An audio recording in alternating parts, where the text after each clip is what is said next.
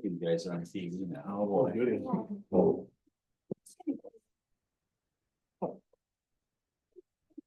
Everything makes sense. Sure. Thank you.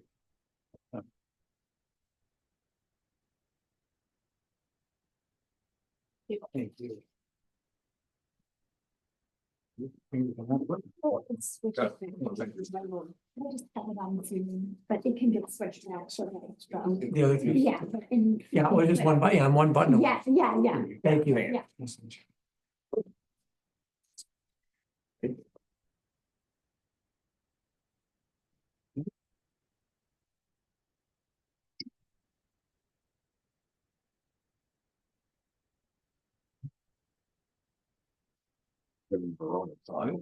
Keep voting on this. You need that. Hey, but you can pass one around to share with. My friends have. First reading? Well, Yeah. I had this. Working just fine, eh? I've got 5 kids. I had to go through. Is it true that they're going back? Want to make it almost all of it, they will sooner or later, the documents that are big enough. Yeah. So, I'll do the moral of the story, get done. I'm looking for the. We're all in this. Yeah. April 1st is frustrating. Yes, that is Oh, frustrating. there it is, right there. As far as I know, we just have to. But it's just, yeah, the site will be part of the other end. Just came across this article. Oh, Yes, and just go. Oh, I guess that's, you know, whatever. Search engines. We might have- Canva, it's like, So, it's really- seriously. But I believe they're just. Seven? They're Oh, it's my level. they're three. Is so that, we- I opened this up before. Yes, that's Bob. Bob. Said surgeries because that. It doesn't get much cuter than that. Because I asked the guy, I said, "Sort of a nice looking dog." Well, I think that's just. I guess those replace the tool cameras. To Well, solve my equation, guy. there we go. He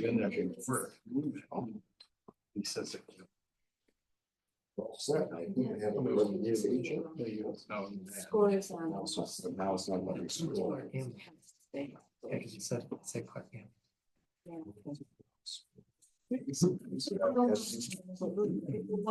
No trouble parking up, there we go. Well, I just, Efficiency. mine lives down in Florida was saying. Sure. Yeah, you're heading, take the leaf down to the pool, this is what you have to do, snow shoveling, but I took a picture of my shovels.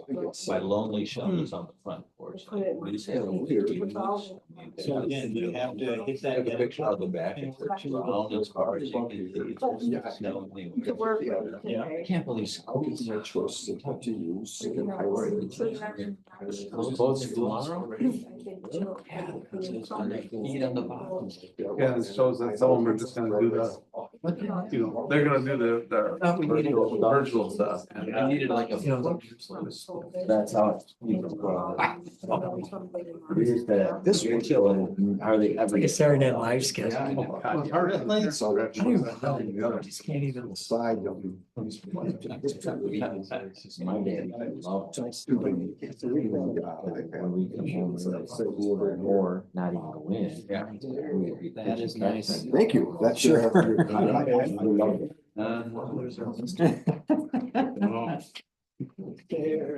That's why I sit next to you. I am not a techie for sure.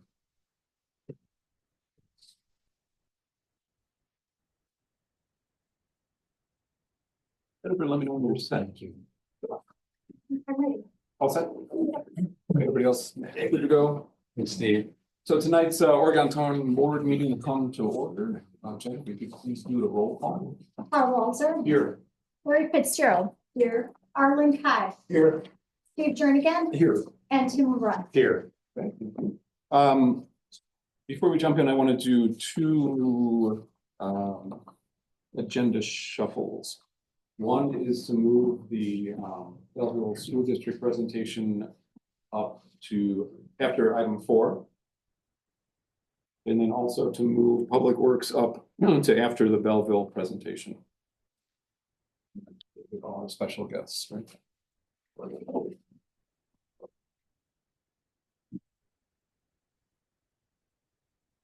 All right, looks like we have one set of minutes to approve. Any questions, comments, concerns? Are the ones that abstained since it was not there I think you were excused, right? in January? I think Just it shows. excused. Shows that I was It absent. shows you were excused, yeah, under roll call. Okay. Anything else, anybody? No, okay, without objection, then the January 14th board minutes are approved.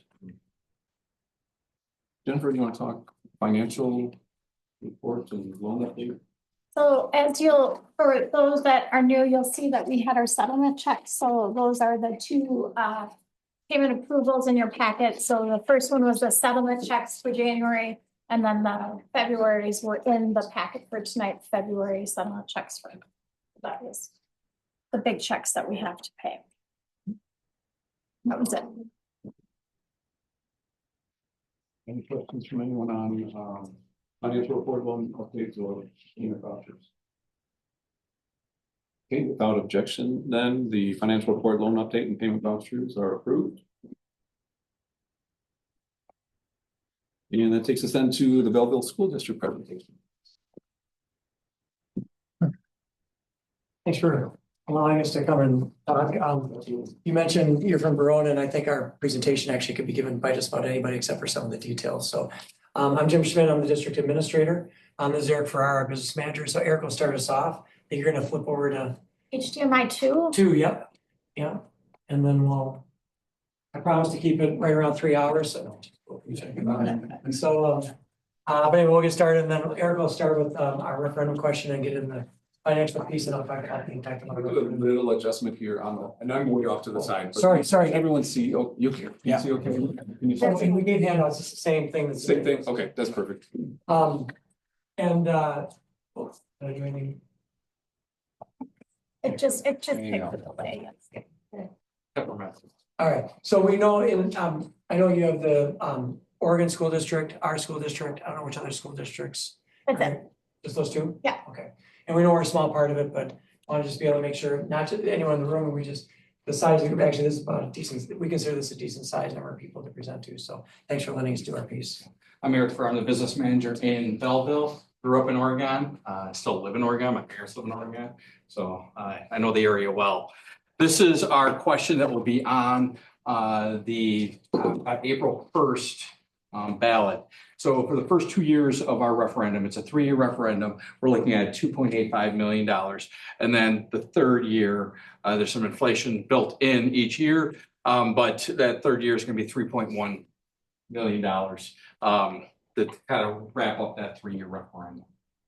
You want to hit the And then more at the time, we'll get to that piece, yeah. It is a non-recurring referendum, so it will end at that 3-year. On our website, we have everything about our referendum. We keep pushing people to our website because as more information comes in, we want to share that. We want to be as transparent as possible. We actually put a calculator on our website that you can go to Dane County or Greene County, depending where you live, and find your property value, and then go ahead and put it into our calculator to see what the impact would be on you. We did a couple different things. One, we saw the mill rate going up about $1 or $2, and then you could see how much monthly, your yearly, and then over the whole course of it, the referendum, how that would impact you. So we wanted to make sure you had all the information about the dollars and cents for that. So on here, this is per 100,000. So you can see here over the 3 years, it's only going to impact per 100,000 about $306. So as we go forward here, why are we going to referendum? And it really, without pointing a finger at the state didn't give us enough money, and that's kind of where we're at right now. Back in 2009, the funding from the state used to be tied right to CPI, the Consumer Price Index, which has to deal with inflation and things like that. And they stopped doing that. And when they stopped doing that, that put us behind. How much did it put us behind? If you take a look, we only have about 78% of the money that we should have. And in dollars and cents, that's just under $3,400 that we're missing for each one of our pupils. So that amount of money, sorry. Yeah, sorry about that. That amount of money has significant impacts. And if we take a look at our school district. Our school district is growing. So when we went to our village, the school district looked and asked them, hey, how many building permits are in the area? And they're gonna be signing off on about 1,500 houses, apartments, things like that over the next, 5 to 7 years? Or 7, it's about 7 years. Yeah, and so that's gonna roughly put a big amount of students influx coming into the schools. So we just don't have the resources right now with the students we have. So looking at that growth really puts us behind even without the funding that we have. We'd like to tell a couple quick stories. We meet with different contractors for our services. One was a cleaning service solution. They brought the contract. We asked what it'll be next year. They said, well, it just depends on when inflation is. That's what it will go up by. We can't do that. I always like to tell people if I could be Waffle House, but we can't do what Waffle House is doing with 50 cents an egg, right? We can't, as those prices go up, we're not able to match it. We have one product, VMware, that goes on our servers to be able to create virtual machines on each one of our servers to do our IT systems. Last year, that product cost us $600. Next year, it's going to cost us $1,600. Don't get to raise our revenue based on that. So the state does not fully reimburse us for the cost of special education. This is a big topic. It's been in the news. Right now, the state only funds us a little bit over 33% for our special education. And our mission as a school district, and it should be for every school district, my kids go to Oregon and so I know it's theirs, is that every child gets a quality education. And so when you take a look at our special ed and the needs that they have, it's really putting us even further behind, because out of our general operating fund, I have to take $1.2 million basically every year and put it into our special education because we don't have that funding. When that funding is not there, then it just puts all of our students behind. And so right away, out of the gate, we're $1.17 million off. Now, the state law says that because we're transferring this over into our special education, the next year, I have to do minimum of that, if not more, even if our population changes. If I go lower than that $1.17 million, they take funding away from us. So it's kind of a hard broken system, as you can see, but it's still putting us behind even more. State has pushed the funding onto you. And that's really the message that the state has given us. We've gone to a lot of different conferences and we hear a lot of different things from politicians, but none of it's really come to the table right now. And that's why we're here, is without the state funding and the support of the state, we can't continue with the programming that we have and have competitive salaries, making sure that each child has a quality education. We're not alone in this. Over the past year, 140 districts have asked 148 operational questions. There's only 421 school districts in the state. So over half of them in the last 3 years have had to go to referendum because the state is not providing the funds that it should. So that's a big number. Now for Belleville, one of the big things every time a school district goes to a referendum, we get this question: are you not fiscally sound? Are you not making good decisions? Well, right here should tell you something. We've only gone to referendum twice since 1996. One of them was operational referendum. The other one was a capital referendum. Capital is we built onto a building. So we've been doing the right things. And even since we've been doing the right things, we don't have enough money from the state to keep going with the way that we want to. And we compared the 2010 date we just picked because we compared to the rest of the state's divided into 12 CISA regions. And so compared to our, no one else has gone as low as we have in our region since 2010. I think the closest district went 6 times versus our 2. So now, when we came up with the numbers for a referendum, we had a whole big task force. We included people from the community, students in the building. It was a great experience for them, but we had to start someplace. And so I came up with a model using Baird, who was one of our partners in this. And we had a whole list. This is a 2-page list, and you can find it on our website, of assumptions that we had to do in order to create this model. One of the big things over the last 2 years, we've seen 30% increase in health insurance, 15% per year. It's not going away. Other things, we take a look at curriculum. They go up 4 to 5% every year. Software does the same thing. So there's a lot of assumptions that we had to put here to make our referendum, the 2.85, come to those numbers. Now, I didn't just do expenditures, I also did the revenues. I talked about that 33.3% for special education. I left that in there, even though there's talks about, oh, we want to do 60%, we want to do 70%. Well, it's not on the dotted line yet, so I had to do an assumption somehow. And what I'm hearing is it's going to stick right around that 33%.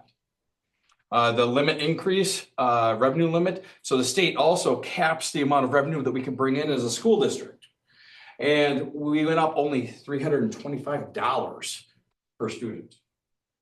Now, remember, that number used to be tied to CPI. We're lacking $3,370 that we should have had, but that $325 there doesn't put a lot of dent into it, especially with the way inflation is these days and all those assumptions that I had here. And the question we often get asked is, are you planning well? We're trying to right now project something that's gonna go, that's gonna finish 3.5 years from now. And so we have to do some assumptions, but we're one decision in the legislature away from all this kind of crumbling on us, just like it would with any other district. So we talk about what happens for our students if this passes. We're gonna still be able to maintain our student success and actually improve it. Because we have some holes we need to fill, but also our building safety and security. We do not advertise this outside of meetings like this. We don't have a panic button in our district. Someone comes to it with a weapon in our building. We have to physically pick up a phone to call 911. We have to dial on our phone to get on the intercom, tell people to take cover. We need a system that's tied into our intercom where you open it, hit the button, and it goes to the comm center right away. We don't have that in place. Our high programming that attracts people to our work. We have to be competitive with our families because they're shopping. They shop to Oregon, they shop to Belleville. They're looking around. They don't have to move their home to be able to go to high quality schools. So we want to continue to be attractive, and also likewise with our staff. Our staff can travel just like our families can. And so we want to make sure that we have the compensation model to attract and retain. We are very competitive in our conference. We get inched out when we start to get to the Oregons, the Veronas, the Sun Prairies, those folks. So we really want to we don't want to try to leapfrog them, but we want to stay at least within a stone's throw of their model for staffing. If it doesn't pass, we have to eliminate 20 positions. We have 134 people in our district. 20 will be gone. We've already have our preliminary list done. We tell people this isn't a joke. We're going to have to pink slip those positions for next year. Our class sizes, the elementary go up 25%. Some of our rooms are not designed to go up from, it'll go up to 19 to 24 on average. We have some rooms right now that have 27 kids in them, some that are smaller, and we're running out of space to put all those kids. We're gonna have a reduction of programming included to advanced placement, world language options, career tech ed. So we just go right through the list of different things. And one of the things that we like to tell people, I like to tell this little story. I'm sitting with a student a couple weeks ago, and I said to her, I asked her what language she was taking. She said, I had to drop Spanish. Why? It's offered at the same time that my AP environmental science class is taught. So that we have these things where kids have conflicts. The same two courses they want are only offered at the same time. When I start making cuts at the secondary level, the number of conflicts goes way up for kids. And so they start just having less and less options that work. That AP offering, just to kind of put a perspective on that, my son is at UW-Platteville. He stepped on the campus a sophomore because he took all those AP classes. So when you start going down, the district looks less desirable and it's costing people more money. I mean, he saved over $10,000 just by taking those AP classes. That second one from the bottom, the number of competitions, we're not going to tell people you're not going to have your basketball, football, whatever. We're going to cut back the number of competitions though, because the bus, the referees, you name it, all those pieces cost money. And so we're still going to let the kids have that opportunity to compete, but 25 game basketball schedule might look like 20. The other things that'll happen, we're going to have services like our mental health services, we're gonna be having to cut back on our number of counselors. And our routes, we transport students sometimes within that 2 mile required, through statute bus routes. We would probably push ourselves back out to 2 miles. We also are looking at fees to participate and attend events, to be in clubs, your supplies, the activities like prom is coming up May 3rd. It's gonna cost more money to be in that. So those type of fees are gonna be going up for our students. And then the other piece is we're gonna have to go to referendum again. Right now, we are, we had to adopt by this date to be in the spring general election. We can ask 2 questions a year, but we cannot ask it anymore after this election. So we're back to the spring elections next year. So we're gonna be back again if that doesn't pass. We do have a site, a referendum site. If you go to the Belleville site, go to district, click on referendum. That's there as well as our QR code. So that'll bring you there as well. That's on the handout we gave you. So how did I do on 15 minutes? Pretty damn close. I think it's 6:15. Questions for Yeah. us? I just wanted to find out, so besides meeting with municipalities and boards, have you gone to community meetings Yep. too? And what's the temperature of people in the community? We've gotten very positive response. Anytime we've gotten 1 or 2 folks that come in a little bit, like frustrated with, we had to sell an elementary school a few years ago. A person at one meeting said, was kind of frustrated that we were making good strategic decisions. Followed us out into the foyer afterwards. We talked after about 15 minutes and finally realized, oh, okay, I didn't, once we give people the information, they seem to be pretty upbeat. But in general, we know that some people don't want to pay for schools. Their kids are no longer in schools. In general, the feedback's been super positive. We brought the senior center folks, we bussed them up to our schools, did a tour. In general, though, people have been positive, but we also know that there's a whole set of people that like 75% of our people are not connected to schools. And so we like to remind people that we are the second largest employer in the village of Belleville. We are an economic engine within that entire engine of the community. And so little things like today, my car needed a new battery, needed an oil change. The local guy got the business, not somewhere else, Tomorrow morning, our folks for the elementary schools on Wednesdays, they do a delivery or a pickup from the Lincolnberry Llama Cafe for drinks and all those things. Friday is the secondary school. So we like to remind folks that we are, we employ and we are participants in the community. So we provide economic viability to the community in addition to a healthy school is competitive and brings that. People don't want to come to a place that doesn't have a strong school. Mhm. Folks that we talk to understand that. We're trying to make sure we reach out to all those different groups. So we're reaching out to, we're meeting with everything from the Belleville Community Club, like I said, the chamber, all those other groups you'll see that list on there that we're trying to get out to them. Great, thank you. So far it's been positive. Super. Question. Non-recurring. Yes. So you are guaranteed 3 years from now, you're gonna be back for another referendum. So Or operating. There's a lot that goes in. That's a kind of Yeah. a loaded question because the reason 3 years, one, it's on a presidential election, so we're gonna see what happens at that point. Well, there's a biennial budget that they're gonna try to approve now, and then we'll be able to see what the next one is too. So it's a strategic one because there's a possibility if they raise, the special ed funding, we may not need to come back. But the likelihood at this point, I would say, yeah, it's likely that we would have to look at that. At that time, with the growth that we're gonna see, we probably have to go back anyways, looking at a new capital referendum. And so we would probably kind of marry the two together. So one of the things that, we're looking at is, I asked our folks, given the projection on enrollment, when they think we'd have to put a shovel in the ground, they're thinking about 5 years. Well, that means we'd have to do a referendum in about 3. Which means we'd have to start doing all that background work, architectural work in about 1.5 years. What we're looking at, regardless of whether we pass the referendum or not, is we had a community conversation in 2014. We're gonna have another one this fall to really bring in our community, 75 to 100 people. Our task force was about 25 people. We're looking at a bigger group to be able to look at where the district's been, where it is now, and where we want it, where we project it to be, so we can make some good strategic decisions going forward. So, we're the task force, they made the recommendation, and the board accepted it. Recurring, non-recurring. Once they chose non-recurring, how long, and then based on that, the scope. One of the things we are also seeing is leapfrogging. We're seeing districts do recurring, followed by non-recurring, followed by recurring, followed by non-recurring. We're starting to see some patterns in there. There's a strong likelihood that the next time we'll be looking at a recurring. But you kind of do that, catch your breath, because the recurring raises your floor, your baseline in the future for your per pupil revenue forever. And so you just want to, what you think you need at that point isn't worth what it was when you've asked for it. But you don't want to really keep changing that floor every time. And so sometimes that's why we're seeing that pattern of recurring, non-recurring, recurring, non-recurring. If the state comes through and provides the kind of relief on special education that they promised, will you ratchet back the dollars? Yeah. I mean, Dollar for dollar? we would take a look. Now, it probably wouldn't be dollar for dollar, because we do have other needs, security that we talked about here. So we would take a look at it on a yearly basis. And this is, we're asking for that amount, doesn't mean we have to take that amount. So whatever that amount would be, we would try to give relief to the taxpayers. We would be eager to be able to broadcast to our community that we didn't use it. If we had that chance, we would take it. It's a trust factor. Anyone else? Any other questions? How many students in the district? We have 935.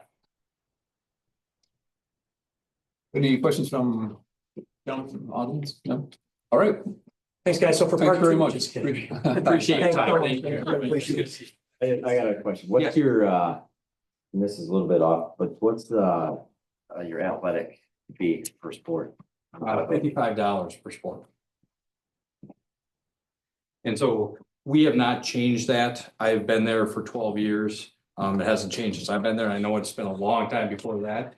One of the reasons why is that a kid who's engaged, a kid who's in sports, a kid who has involved in something is more successful. They're not in trouble in the community. And so we get a lot of support that way to keep those fees way down. And if a kid can't pay the fee, the family can't, they come, we talk, it's always taken care of. All right, excellent. Thanks, guys. Appreciate it. Great question. Thank you. Thanks, guys.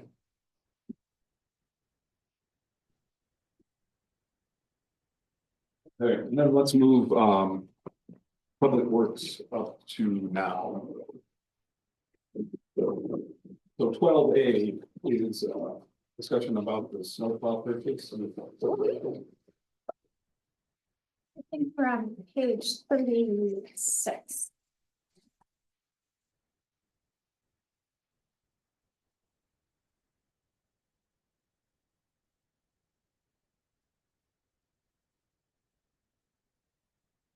So all the details.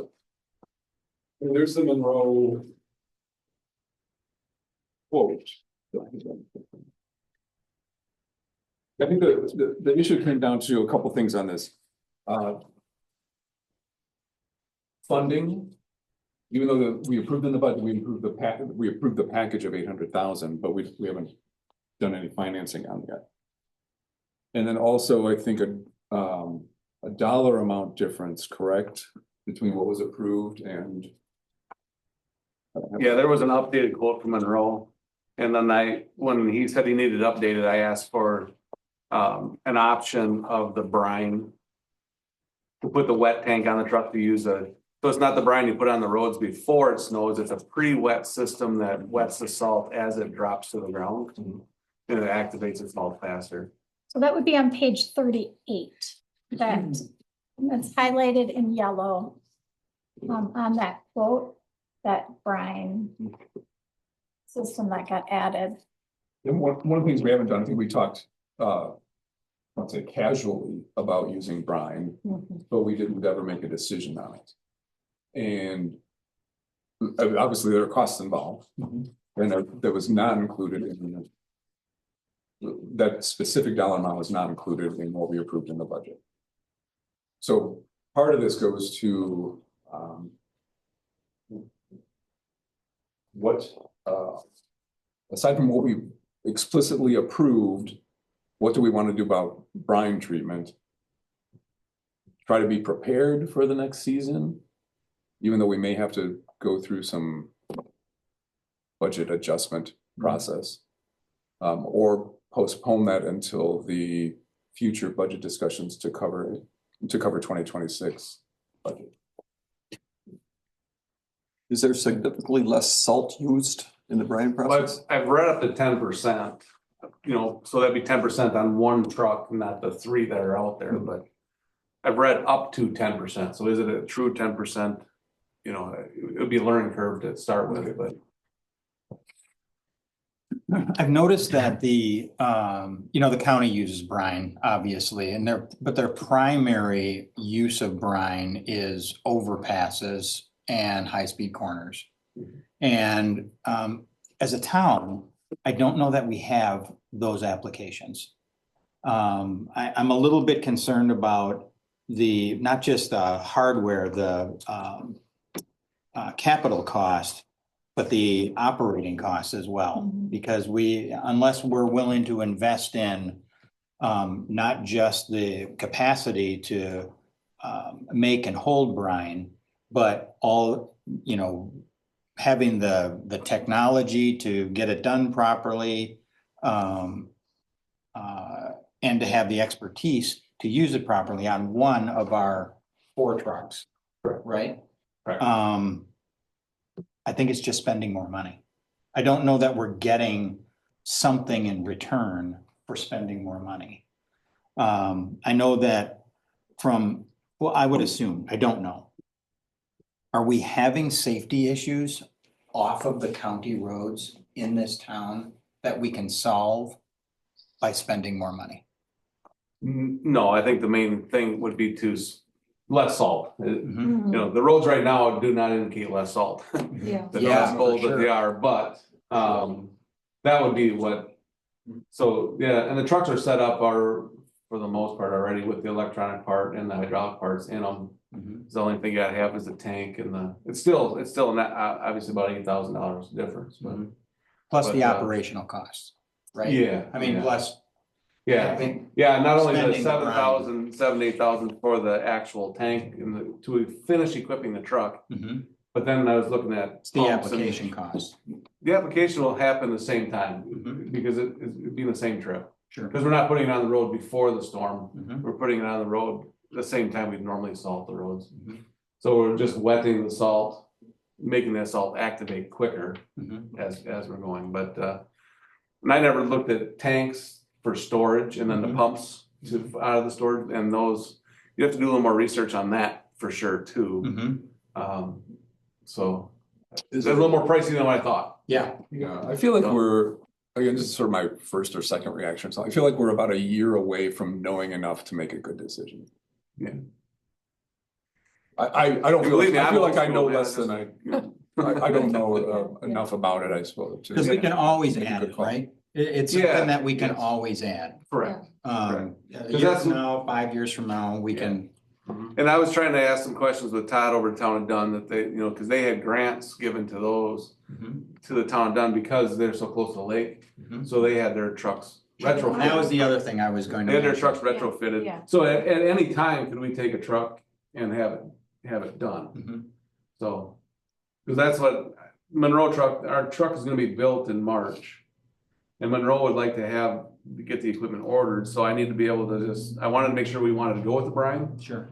And I can sign off on their paperwork to get the parts ordered, the equipment ordered through Monroe, Sure. but we can take the brine off at this point.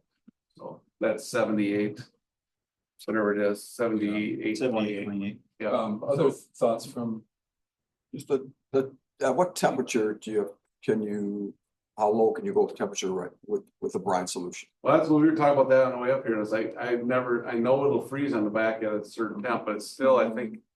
I don't know if it's 10 degrees or 12 degrees or whatever it is, you know, that'll actually freeze, because it's a 33% salt solution, so it will freeze. Right. So That's what when we said talk about it, that's what I was concerned too. If you're out there and it's -5. Yeah. Is all my lines gonna freeze up? Sure. and we know at that point that salt doesn't work anyway, so a sand mixture would, and we don't have any sand at the moment, but you know, a mixture of sand would give you the traction until the salt does work, so.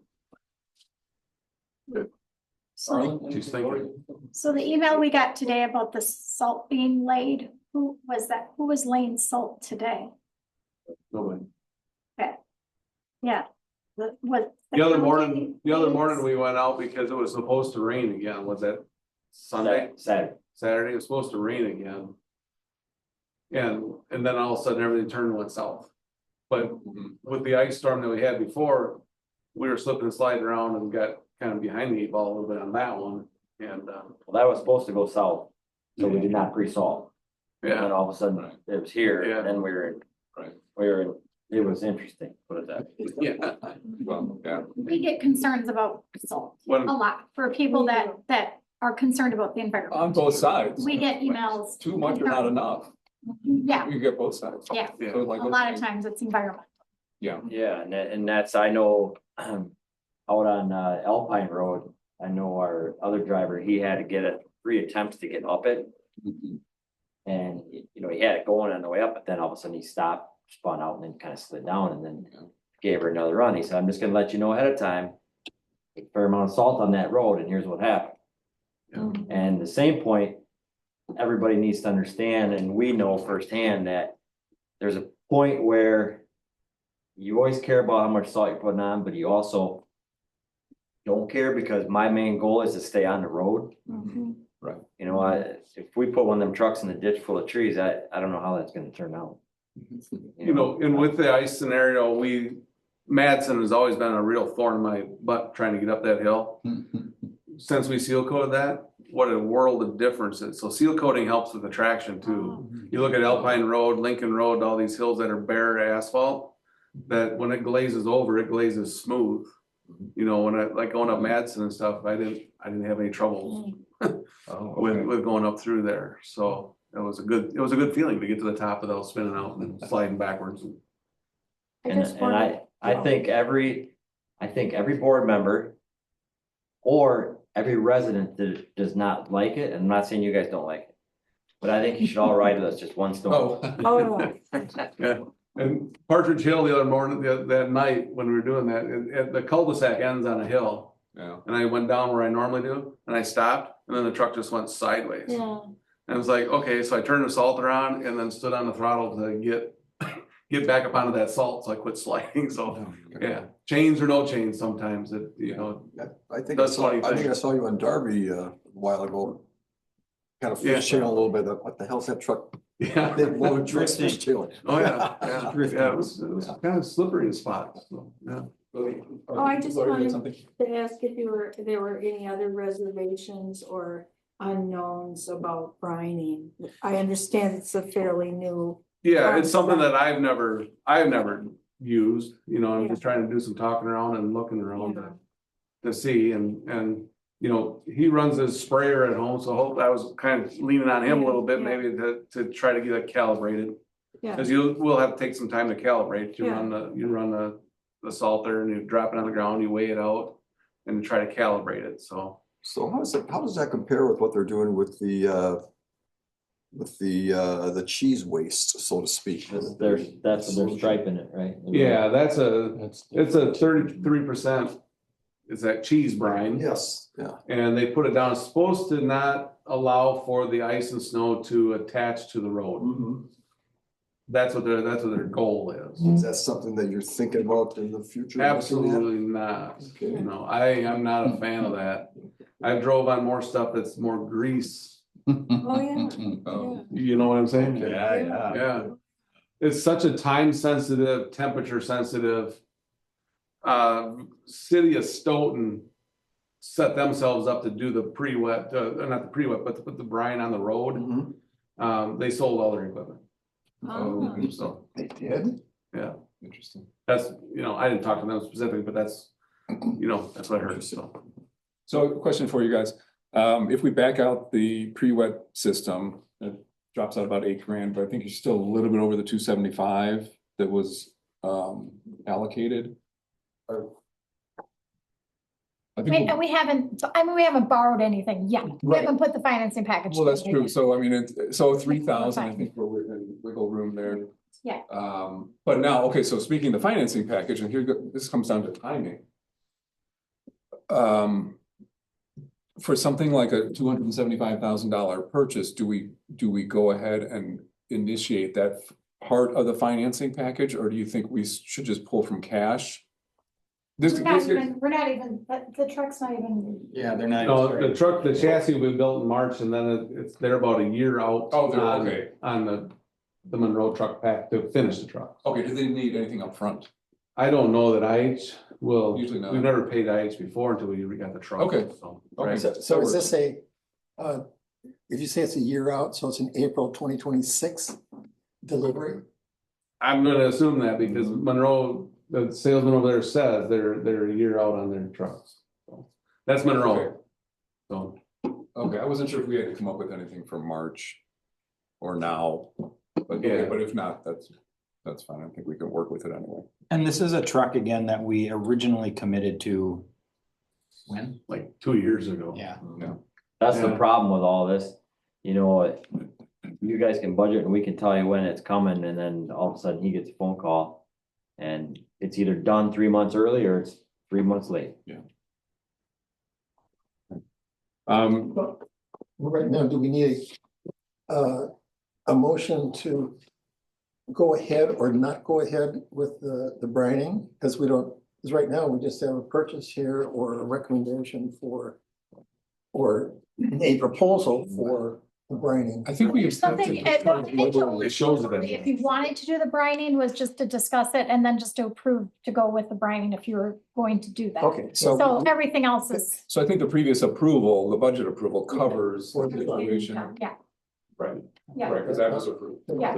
I just want to be sure of being able to sign the Monroe truck paperwork to have them go ahead and order minus the brine Yeah, at this point. yeah. It was With close the to- order, and I'm going back to, we've always run the 9-inch augers here. And I'm gonna go back to a 6-inch auger on the new one to maybe help with the salt usage as well. Cause right now I actually put a plate underneath to slow mine down. The salt from out. Okay. So you just can't turn the 9-inch down enough. So. Okay, I think as long as the purchase price is $275-ish, you know, a little wiggle room there, but not a ton. Then I think you're good to go. Okay. Now, let me think, like the procedure, is there anything? I think this counts this, I think, would cover the point of the procedure. Yeah. So I think, you know, presentation to the board, here it is. That it was just informational, that, because we're not adding the pre-west system, so it's really what was approved, so I think we're good. So he's okay to go ahead Go for it, yeah. and say, Jennifer sign in the morning.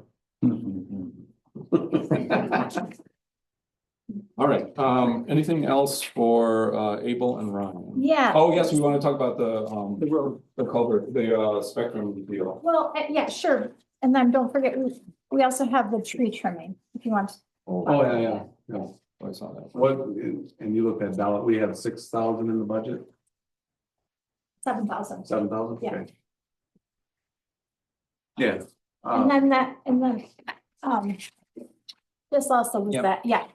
There was a piece of paper that was sitting Yep. on your desk. I'm gonna show them. I'm gonna take this. And again, this is an FYI, this is just for review, so we know what's happening around the culvert and communication line. Yes is the answer. Yes is the short answer. We, the PRG, essentially collection agency, adjusted the original invoice Mhm. based on, I think, a lot of Sue's.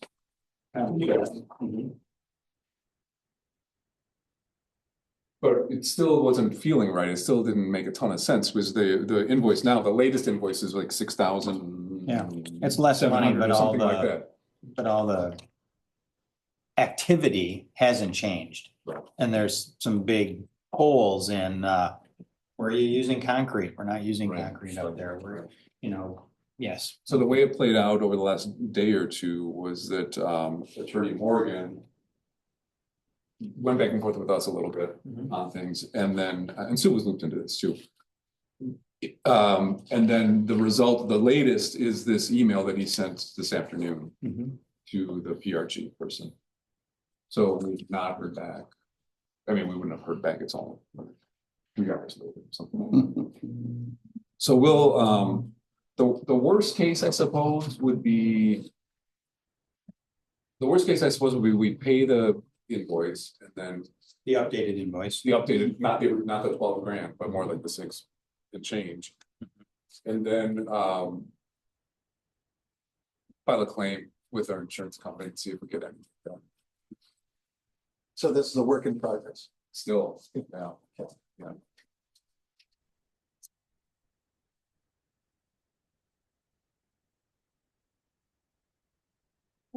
So we'll just wait and see, and then if, I'll just bring it back to the board in March then, is that what we would be waiting for? I think so. Okay. Yeah, I don't think I don't, we were talking about paying. I don't think we need to pay in between meetings. Right, Is what I'm right. Getting it. Yeah, I'm no. in no rush to. Yep. At the bottom of that, it says we'll split the invoice in half, being 3,300, is that?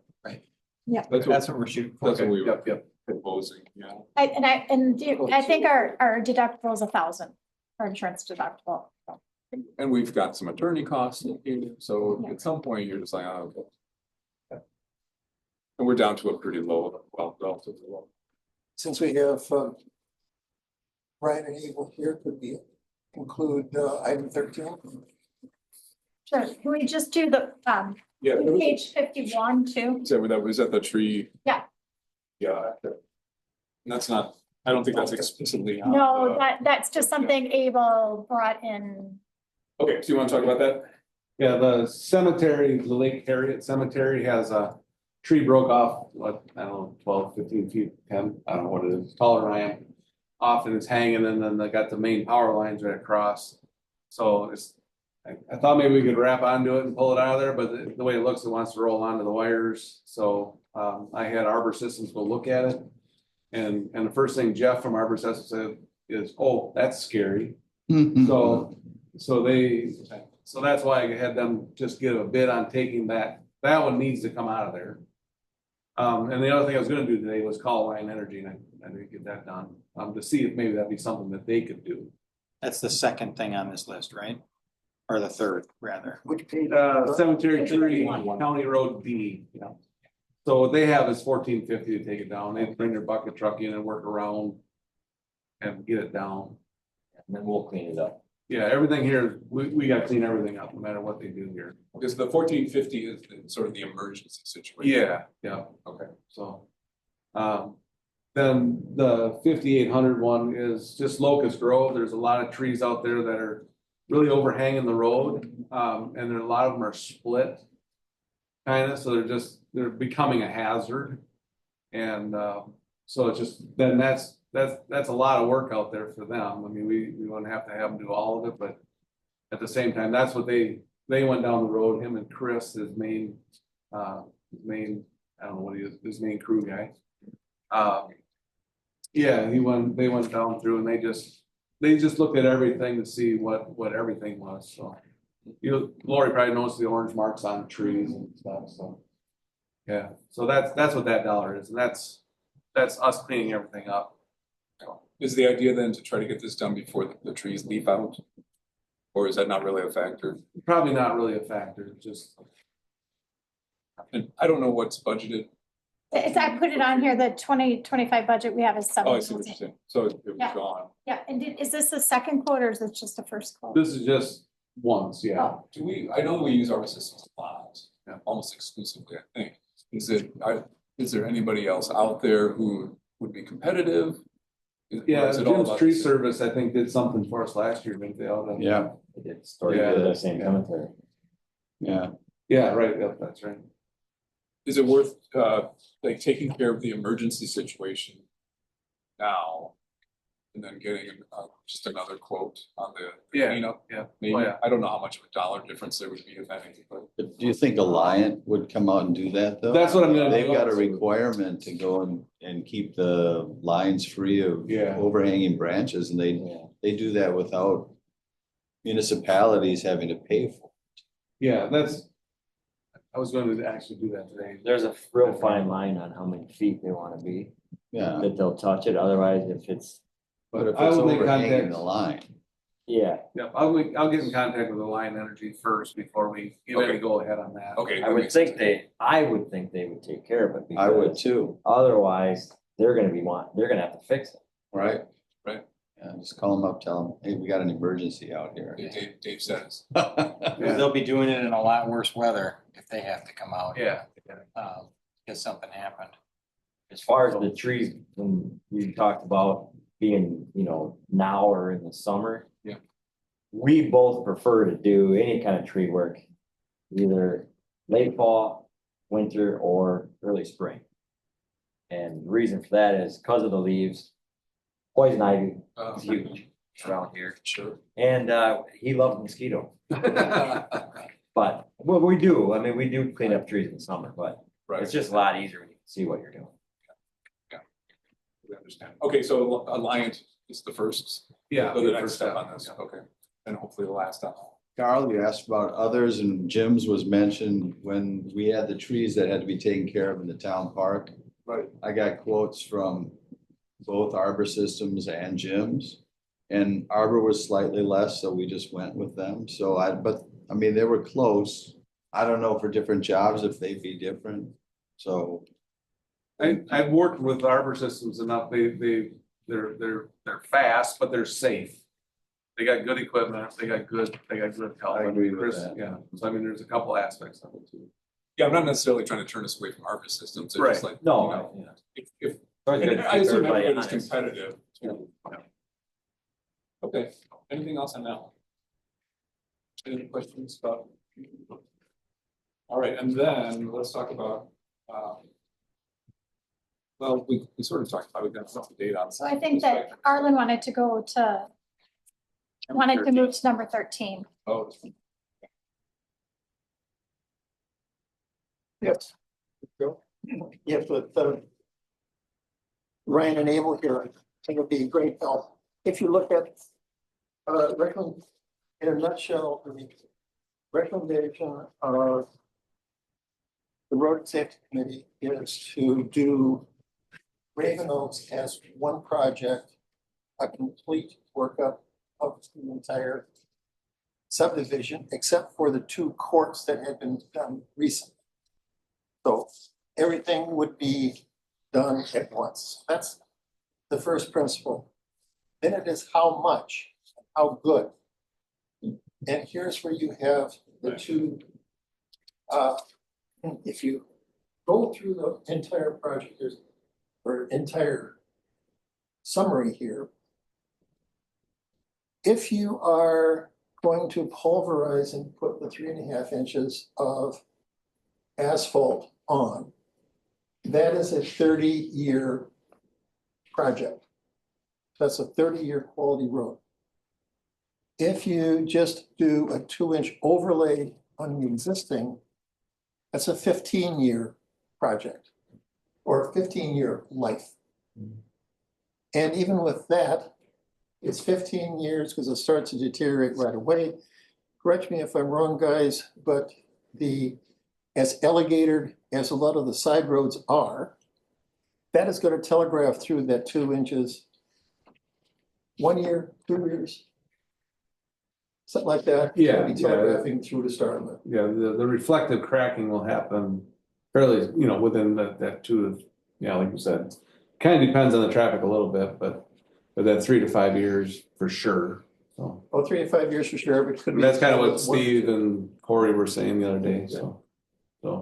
Well, if you're doing the pulverizing in the 3.5 inches, you're not going to be getting that. You're going to be correcting the soft spots in there. There's a second thing to be looking at. Well, why not take the lower one? Just come back in 15 years and do it again. But then you're starting to do heavy road equipment over the 30-year road.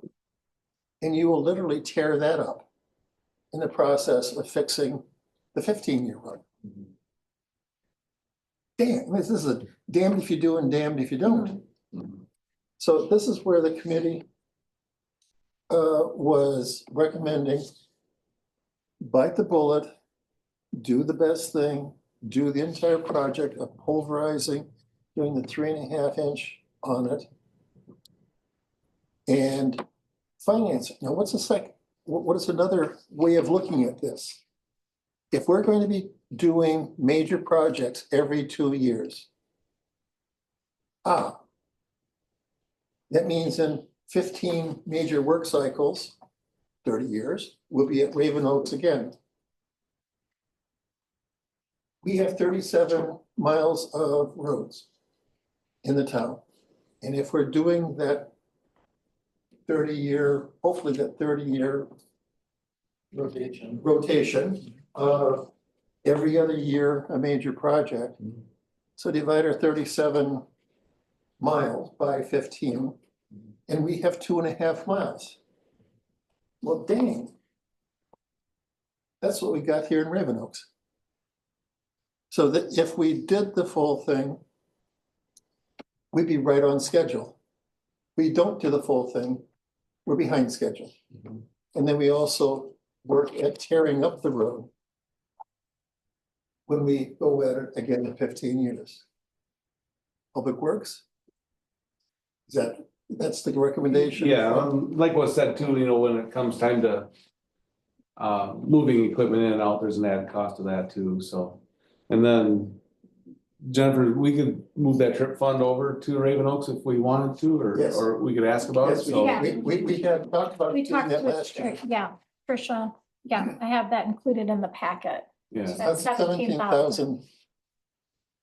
Yeah.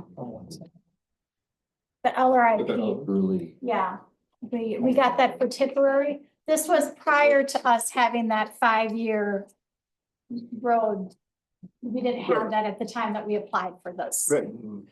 But we can move it one time. We just didn't have, yeah.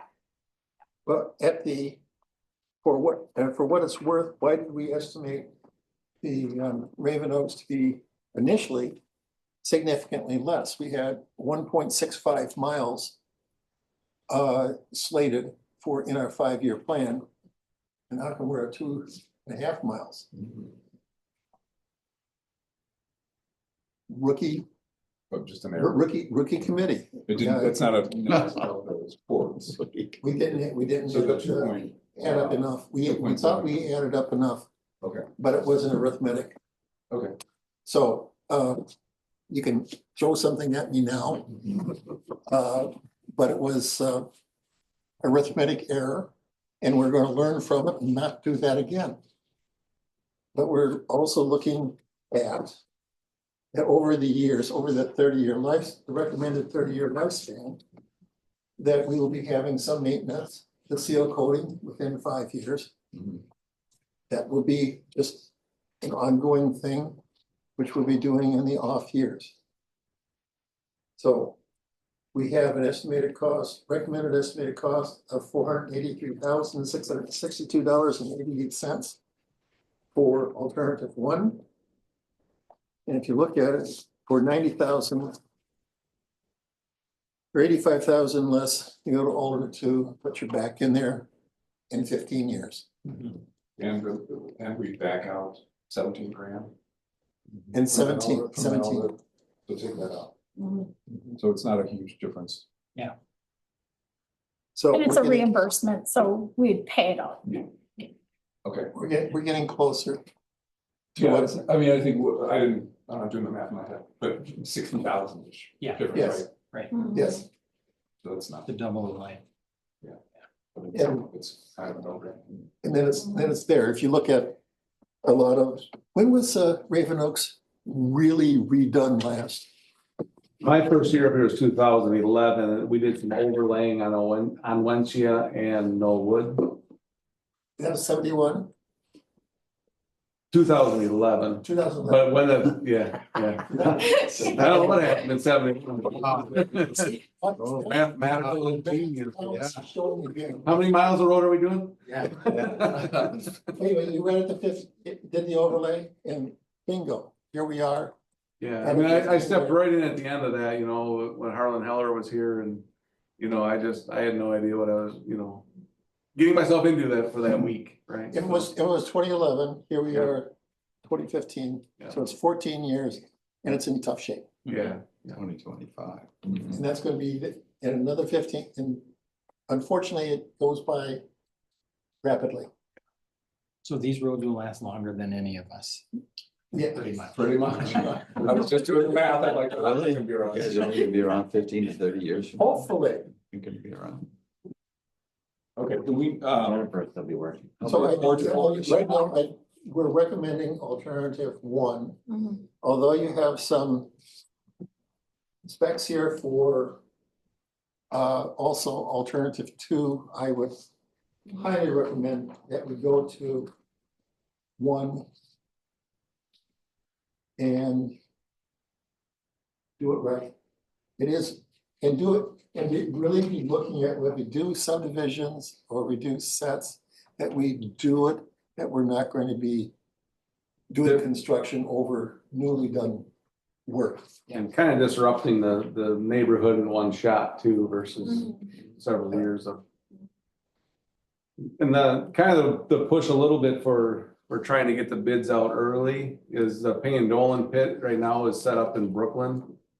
And then they have a state job a little bit later this summer. So they would like to get as many bids, get as much work done as early as they can with the plant. For transportation costs, they'll keep the cost down. Because they're gonna pick up and move that plant for the state job? Yeah. So the sooner, and we got some bid documents already being already prepared and noted in here. And like to have that out by Friday. okay, can we talk about the $100,000 difference budget to proposal?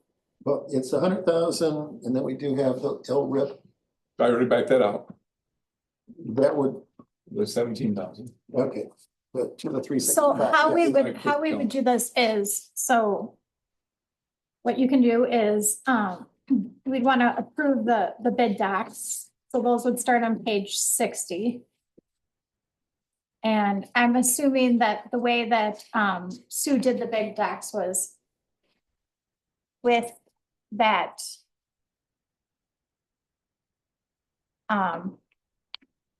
Alternative 1, right? That's how she wrote them. Yes. Yeah, yep, 3.5. yeah, 3.5, yep. Yes. So you would want to approve those bid docs.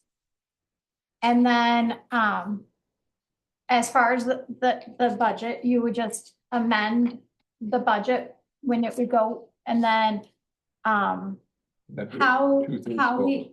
yeah, But And not, then, but not an elected meeting, just the No, board 2/3. no, yeah, yep. And then, we're gonna borrow from, I'm assuming still the Bureau of Public Lands, yep. And if you wanted to wait until this all seems to be going pretty fast, cause we want to get the bid docs. As soon as you got the bids back in, then we could start the loan paperwork, so then Okay, we could get that after the bids come back in, and then you would know that dollar amount that you would want to borrow, and then you can amend the budget okay. at that time. So tonight, we're just approving the bid documents. That's it. Yeah. Is that correct? Yeah, because we don't know the dollar amounts. Yeah. Okay. Yeah, Or yeah, how that plays out. yeah, yeah. Can I ask you, I'm trying to remember the details, but the last time we put out, if not the last time. One of the last few times we put out bids, there was some controversy over, I think it was because we had 2 different scenarios, like you could do the full, you could bid on the entire project or part of it. And as long as we're aware that caused confusion and try to avoid that. Because it turned out to be, I think, confusing enough that it probably was not fair. And the contractors recognize that. Yes, they did. Yes, they did. 100%. Yes. And So- in this case, it's, It's all one project, I know, but I'm just saying, I don't wanna. Yeah. oh, that's a good, Okay, so, we're looking for a motion then? well, I would make a motion that we proceed with the bid, put out the bid documents as outlined on page 60. Before we do that, though, can we just make sure that we're, on approval for if everyone's Alternate. available for the March sixth, because in that bid document, it's got the date of when we're gonna open those bids. Which motion would you like first? No, I just want to make sure everyone's available for the date of opening the bids, that Yes. March sixth. Yeah, I know you are. But I need, We just need a quorum. yeah, I just need a quorum. I'm So available. you're available. I mean, so as long as there's three, but, I'm available. okay, Should be. okay, Good. okay, so, okay, then go ahead. So we got three or four. Yeah. So I would move that we would proceed with alternate one, which is redoing all of Raven Oaks except for the two courts, where we're pulverizing and applying the 3.5-inch asphalt over the entire project. Good, do you hear a second? Tim, One second. Any discussions? I do want to, just as part of the discussion, I do want to just repeat that this probably will involve budget amendment to cover the additional costs, Yes. but without knowing what those additional costs are right now, but probably in the ballpark of 100,000. Yes. Any other discussion? Okay, all in favor, say aye. Aye. Opposed, say no, and motion carries. Thank you.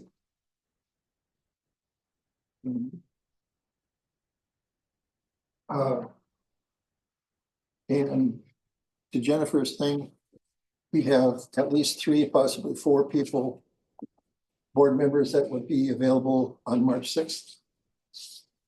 Yep. Okay, so that, Look like we're gonna have the whole crowd. okay, this is good. Anything else we need to have action on? Jennifer? Probably just need to figure out, we'll have to get together to move the LRIP money. We'll have to get together to move that money.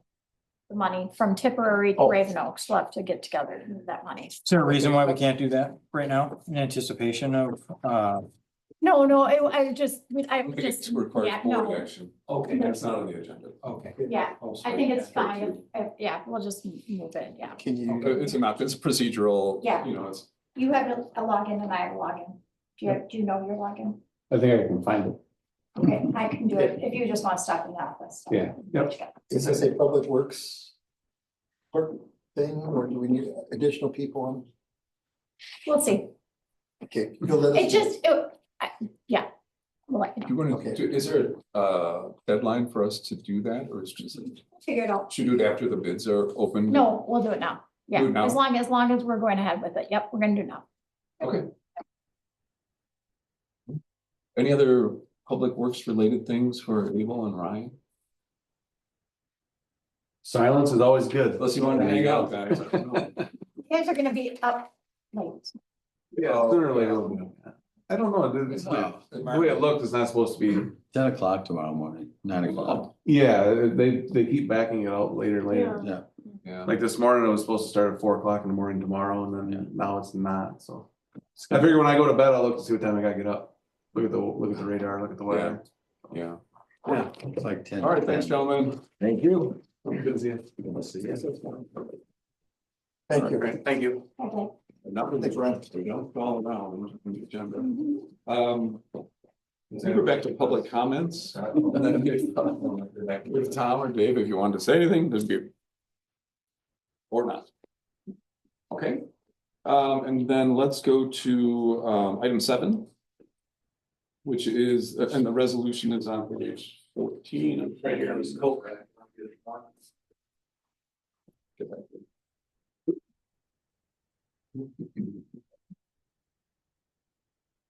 Yep. Okay, so the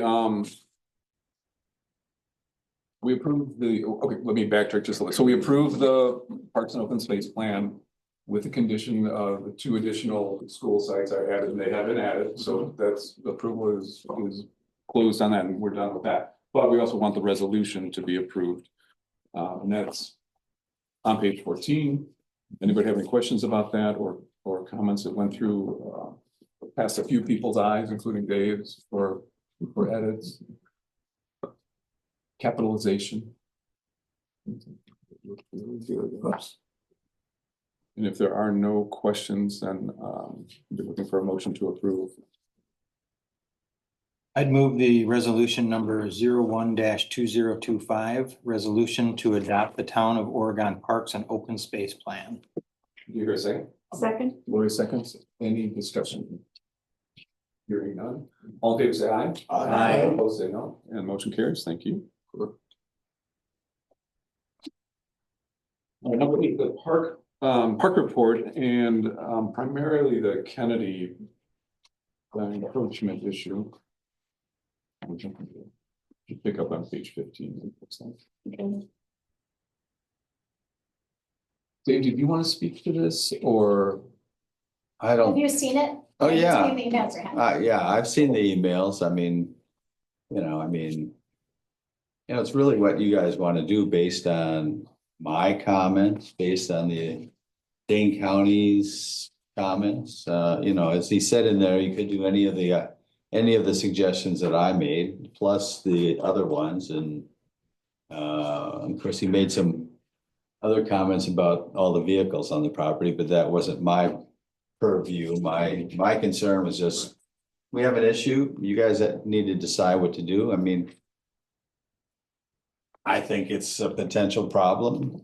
If you don't think it is, you don't have to do anything. If you think it is, and we should reclaim that part of the property as town property, then something probably should be done. You could do the easement aspect here. You could enter into a leasing agreement. You could, just something to establish that the town actually owns that property that the shed is on, the shed extension is on, by that landowner. And so that you don't have any issue with, eminent domain issues or possession issues, so. I guess it's been known for a while. I think the prior parks chairman knew about it, but didn't think it was an issue worth raising. So, and I'm just bringing it to your attention to let you know there's a problem. And if you think it's a problem, then maybe you want to do something about it. Personally, I like the temporary easement issue. It gets recorded so that when there's a property change, it's clear to everybody. Yeah. We've purchased property before where the septic field wanders onto the neighbor's property. And they don't make you rip up the septic field to transfer the property. They simply say, hey, when it needs to be replaced, it's got to be Right. on your property. yeah. And I think it's a soft way of making sure everyone is aware. The couple that lives there are 83, 84 years old. Okay. And Has anybody reached out to them? Did Sean or anybody? No, not to the resident. Not that I know, no. I mean, that was one of my suggestions, that the board or somebody from the township could reach out to them. I just want to be really sensitive that they are in their 80s. Their son just passed away around Christmas time, and they've got a lot on their plate clearly, and in their yard. Yeah, I don't think any heavy-handedness is the way to go No. with any of this. Arlen, you have something to say? No, I think, but it should also be, if you're going to be having an easement, somewhere's that easement, suggestion was made that when they sell the property, Yes. that it needs to be brought up to snuff. Yeah, Right. that's that temporary easement. That- Yeah. Yeah, Yeah. it's just a holding place Yeah, to put everybody on notice. Okay. We all know, let's fix it when Right. something changes. yeah, Okay. then that's So what. but I think that's what Arlen's kind of saying. What particular incidents would cause the temporary to be terminated? Yeah. Is it the should death? be- Death of the people? Is it the transfer? If it was gifted to the kids, if it was whatever, whatever you wanted to put in the easement. Well, sold or transferred, I think so. somewhere's, I mean, if, well, Yeah, it can't be because that's what transferred, it would if it's a become an transfer and issue. death. Right, it can be very simple. It's just a one pager that documents understanding. That's that Before the one sale or issue. transfer, Yeah. this must be Right, taken care of. I think we can take care of it with that. The second issue is this a salvage yard? Has this become a salvage yard? I mean, it looks like it, but. It looks like, well, but I mean, that's serious, because if it is, that is definitely a zoning issue. I'm not quite sure what the status of all the vehicles there. I didn't drive by to look, but that's a Right. substantial amount of crap. That boat's been there forever. Oh, it's sitting- absolutely. Sitting there. Also looks like some of it's also in the park. We lived back there in the eighties and that boat hasn't moved. set sail yet. Yeah, so I do think it might not be a bad idea Yeah. to acknowledge that at the same time, so we can rip off the Band-Aid and acknowledge that it needs to be brought under control according to the ordinances. Yeah, When there's a change in ownership or the Yeah. death I of think the that would be owner. the other Yeah, thing right now, if we're being Yes. sensitive, if you're not interested in getting into a zoning fight at the moment, yeah, and let that ride until there's a change of ownership. so would the plan commission do the legwork on easement documents or who? I- That, it doesn't seem like, I mean, I don't think that's planned. just the attorney. yeah, It's just Okay. adjourned, yeah, Okay, I think we handle it here. that's fine. yeah. By the way, the fact that, you know, the structure oversteps the boundary there is just one thing. Yeah, I think there are setback issues. I think yeah.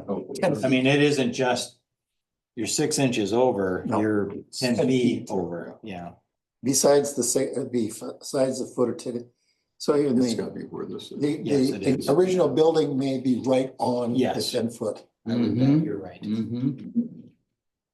if not a little bit too close. So we can, The two issues I think should be addressed, and I don't think we can be any more soft. No, so, right. I think it's just yeah, I think sensitive to timing, sensitive to family stress, for lack of a better term.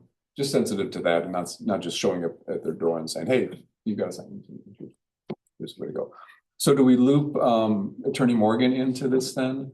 And catch him up on the email thread? I don't think he was on it. No. Did Tim make a motion? No, I'm just figuring out what the process is here, and then we can do a motion. So I think Attorney Morgan is the point man, I guess, for the next step. Okay, but do we need a motion to do that? I would say yes. So Tim made a wonderful motion. Mhm.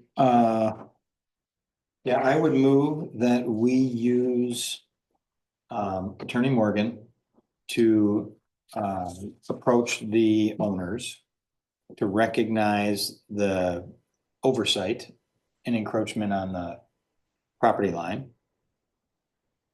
And that we are, I don't know if we can say recommending or requiring.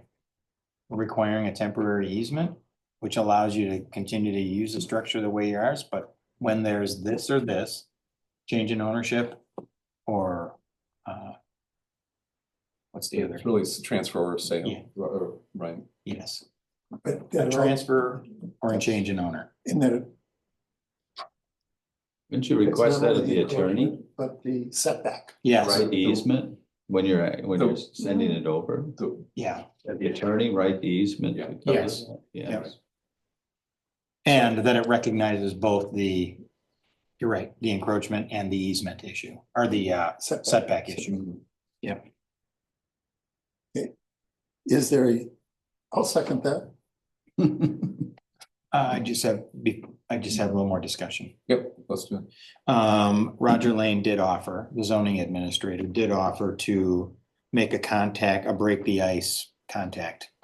And that might not be a bad way to do it as long as he understands that we want to be sensitive. It's a sensitive issue, Yeah. yeah. I think So I think that's better than having the attorney. Yes, and then we can have the attorney follow up with follow through with our intent. Mhm. But I think it would be good to have Roger. And then have our attorney follow up with a formal document. Jennifer, do you need the motion? Anything repeated about it? Anything? I can listen to it on the tape. Okay. So, but you would like me, I don't know if it would be Roger, it might be Sean Whittish, yeah. But you would like him to go and discuss the first, and then I'll have him reach out back to me, and then after he gets back to me, and then I will contact Attorney Morgan. Perfect. Yes. Yep. Okay, I will do that. Okay, any other discussion? No, I just need a vote. No, I. Yeah. Sorry. Get into it. Thank you. All right, all in favor, say aye. Aye. Opposed, say no. Motion passes. Thank you. Thank you. All right, let's talk about fire and EMS. Well, we've got Brooklyn listed first, so let's talk. Yep. about that. Yep, Brooklyn Fire EMS, they, Thanks, Dave. Thank you. thanks, Dave. Thank Brooklyn Fire EMS, received their new ambulance. So we have, and they have had it lettered now, and they are just transferring some of the, some of you may have seen the Facebook post in the last few days. They're transferring some of the equipment, over to the new one, so they're in the process of doing that right now. They have not decided on what to do with the old ambulance yet. They're talking about holding it for a backup. I am not in favor of that. I do not want to, Oh, they thought about holding it for, location transfers. So not for emergency services, it's to move people from one place to another. So more of a convenience service than anything. And, you know, there are lots of for-profit businesses that do that for a living. And I don't think, you get into the for-profit business. I think we ought to, we're buying new equipment. I think we ought to sell the old equipment and not hold on to it for just in case. That's my opinion. This is Brooklyn. Yep. They, just like the, our, new plow truck, they waited a fair amount of time for that ambulance to come in.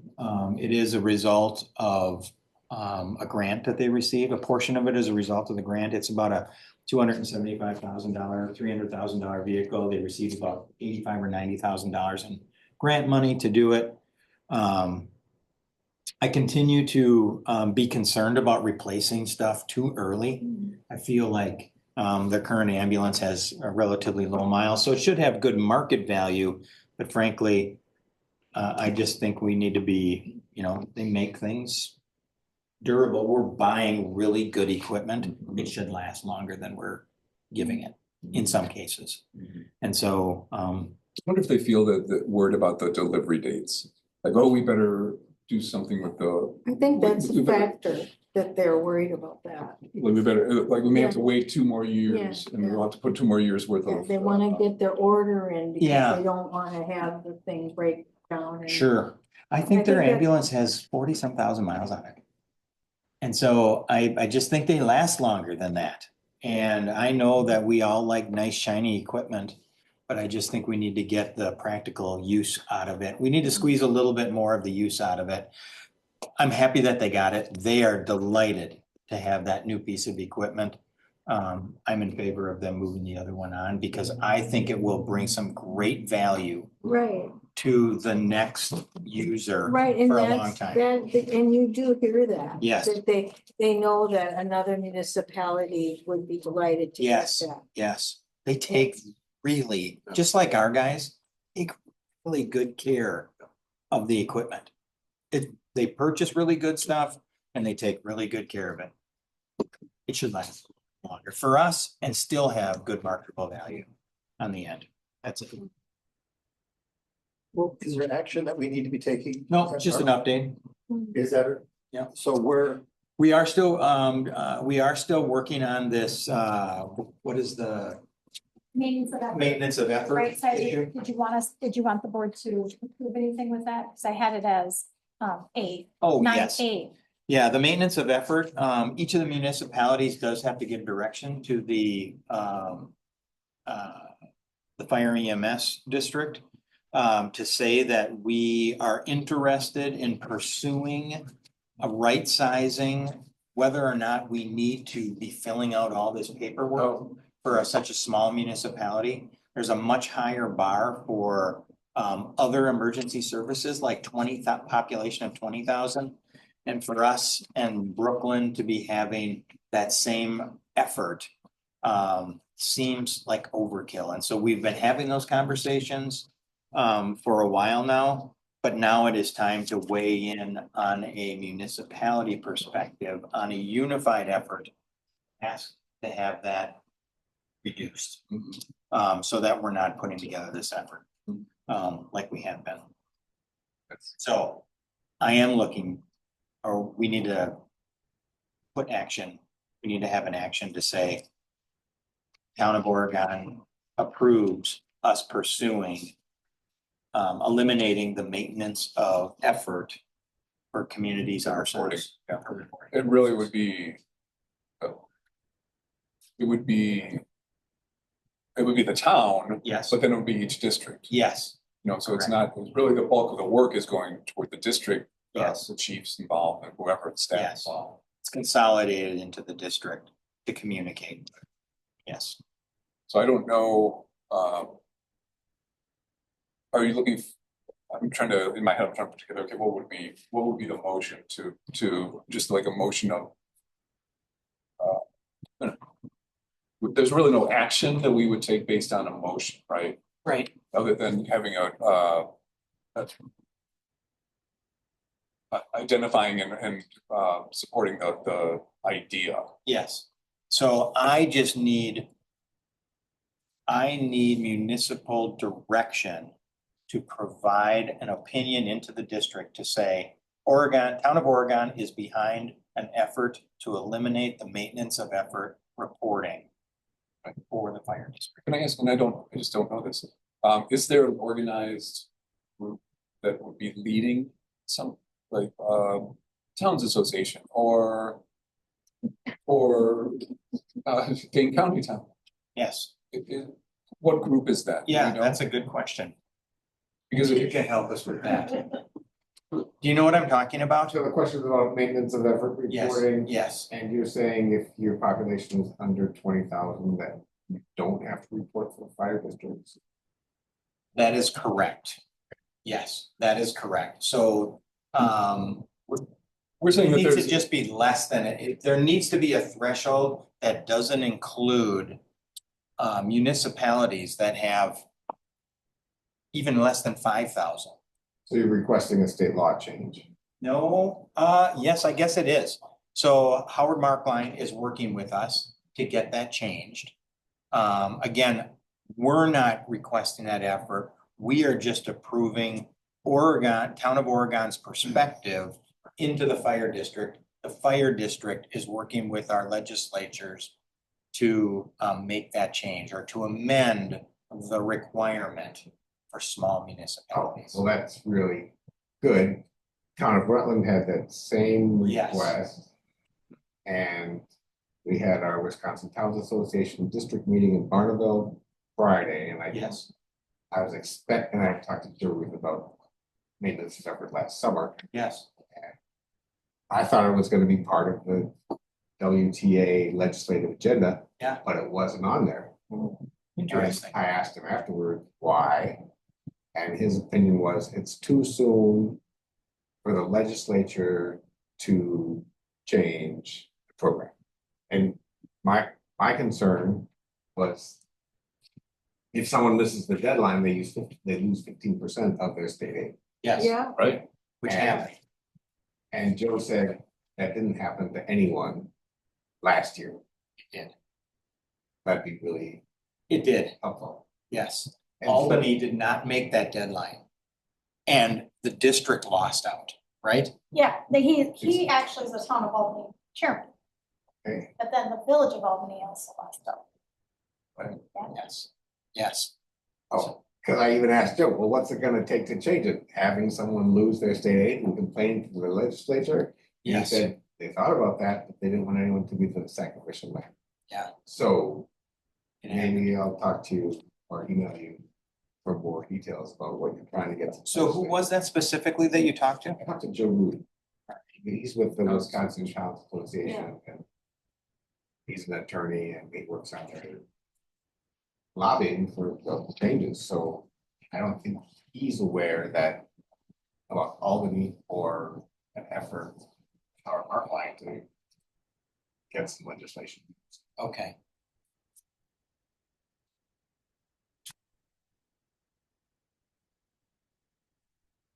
And one, Stein was for this, but the chair of the town of Barry was there, Dwayne. Hogg, I think his name is. And he said, last year they tried to get their fire departments to provide the information. Their fire department said, we'll only provide this if you give us more money.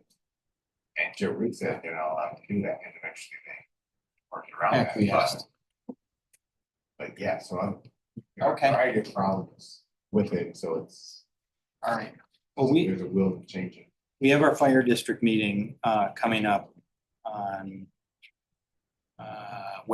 next Wednesday, the 19th. So I will bring that back.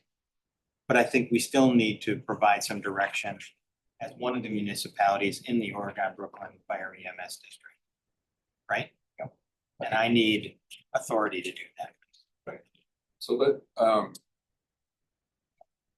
trying to think through what a motion is.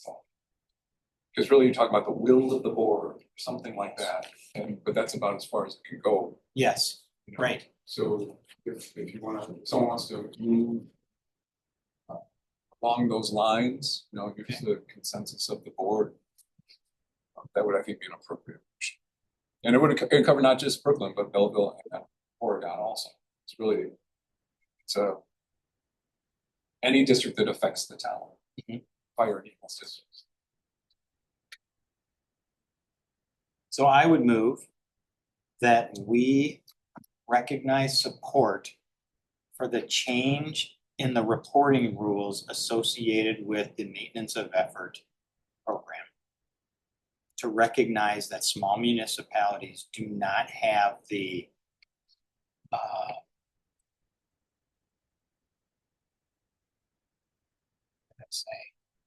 onerous? That it's onerous. And maybe we just describe it as onerous for small municipalities. How about that?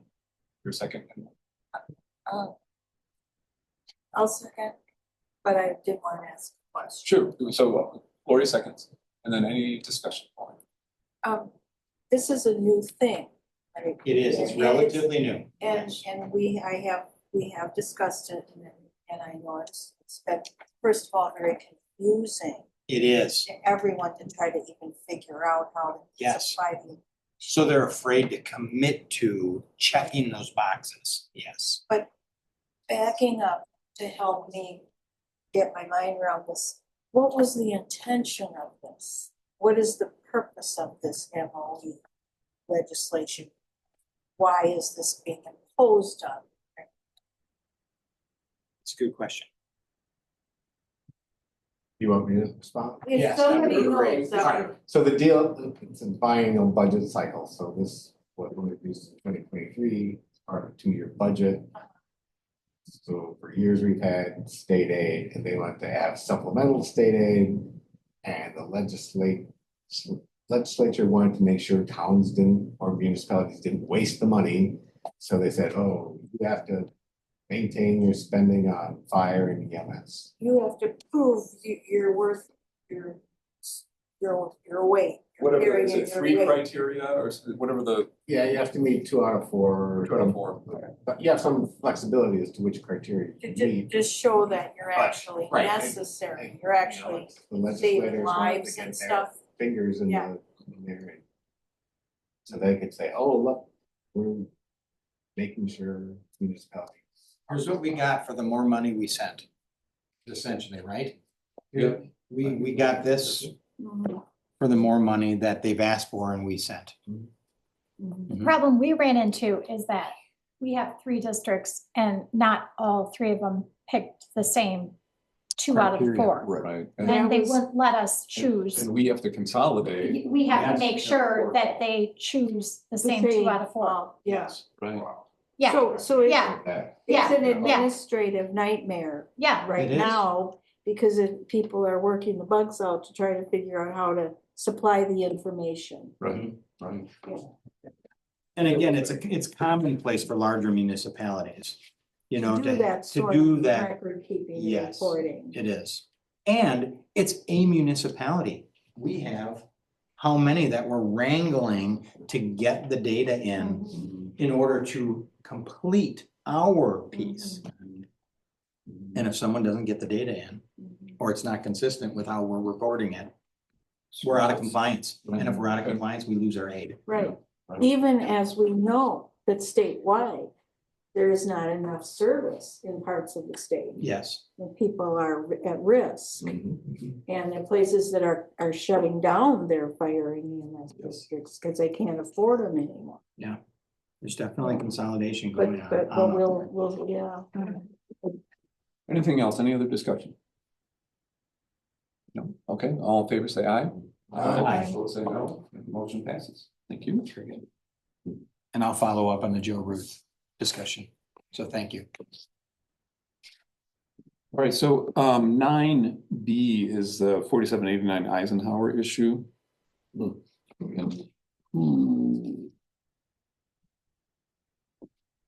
Who's on top of that? Yeah, did somebody go out there? Did we send? This was asked for by Steve originally.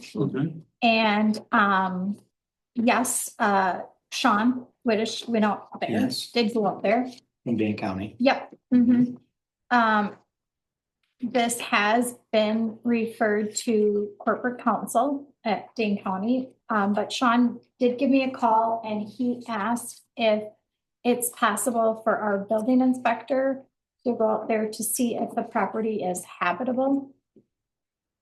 I don't know the process for something like that. So we contract through Safe Built for building inspection services. Roger Schrader is our normal building inspector. He is gone right now, so there's someone filling in for Roger.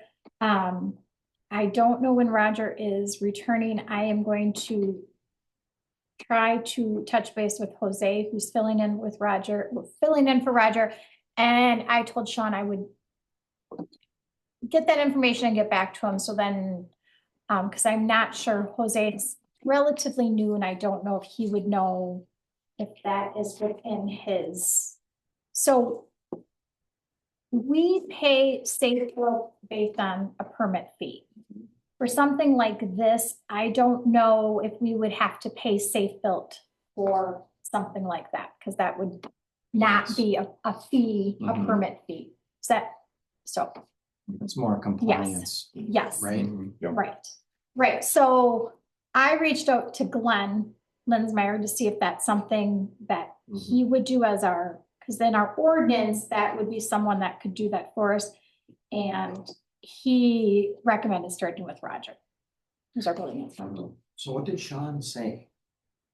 Why did he go out there? What did he explain? Do you know what he explained when he went out there? I am So here to. they can only look on the outside. So zoning can only deal with the outside Okay. of the property. Okay.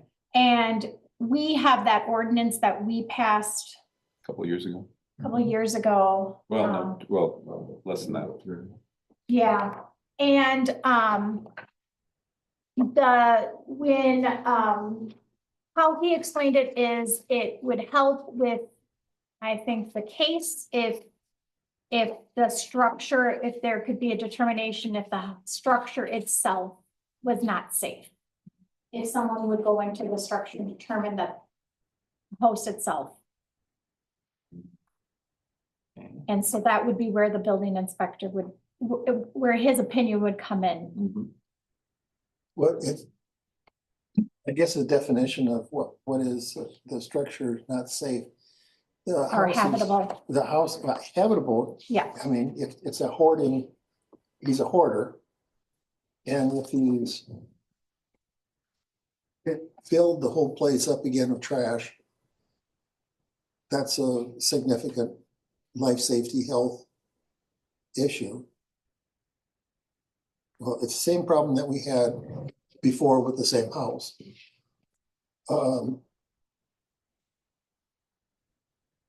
So Sean did not get inside. We're now needing to get somebody inside. Is Health and Human Services involved at all at this time? I don't know.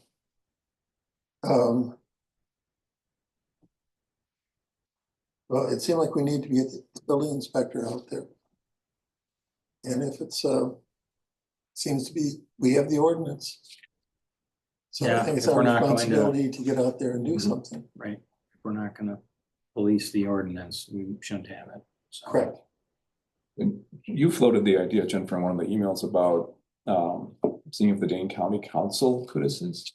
Well, I was just asking Glenn, if he was gonna help us, do we need to?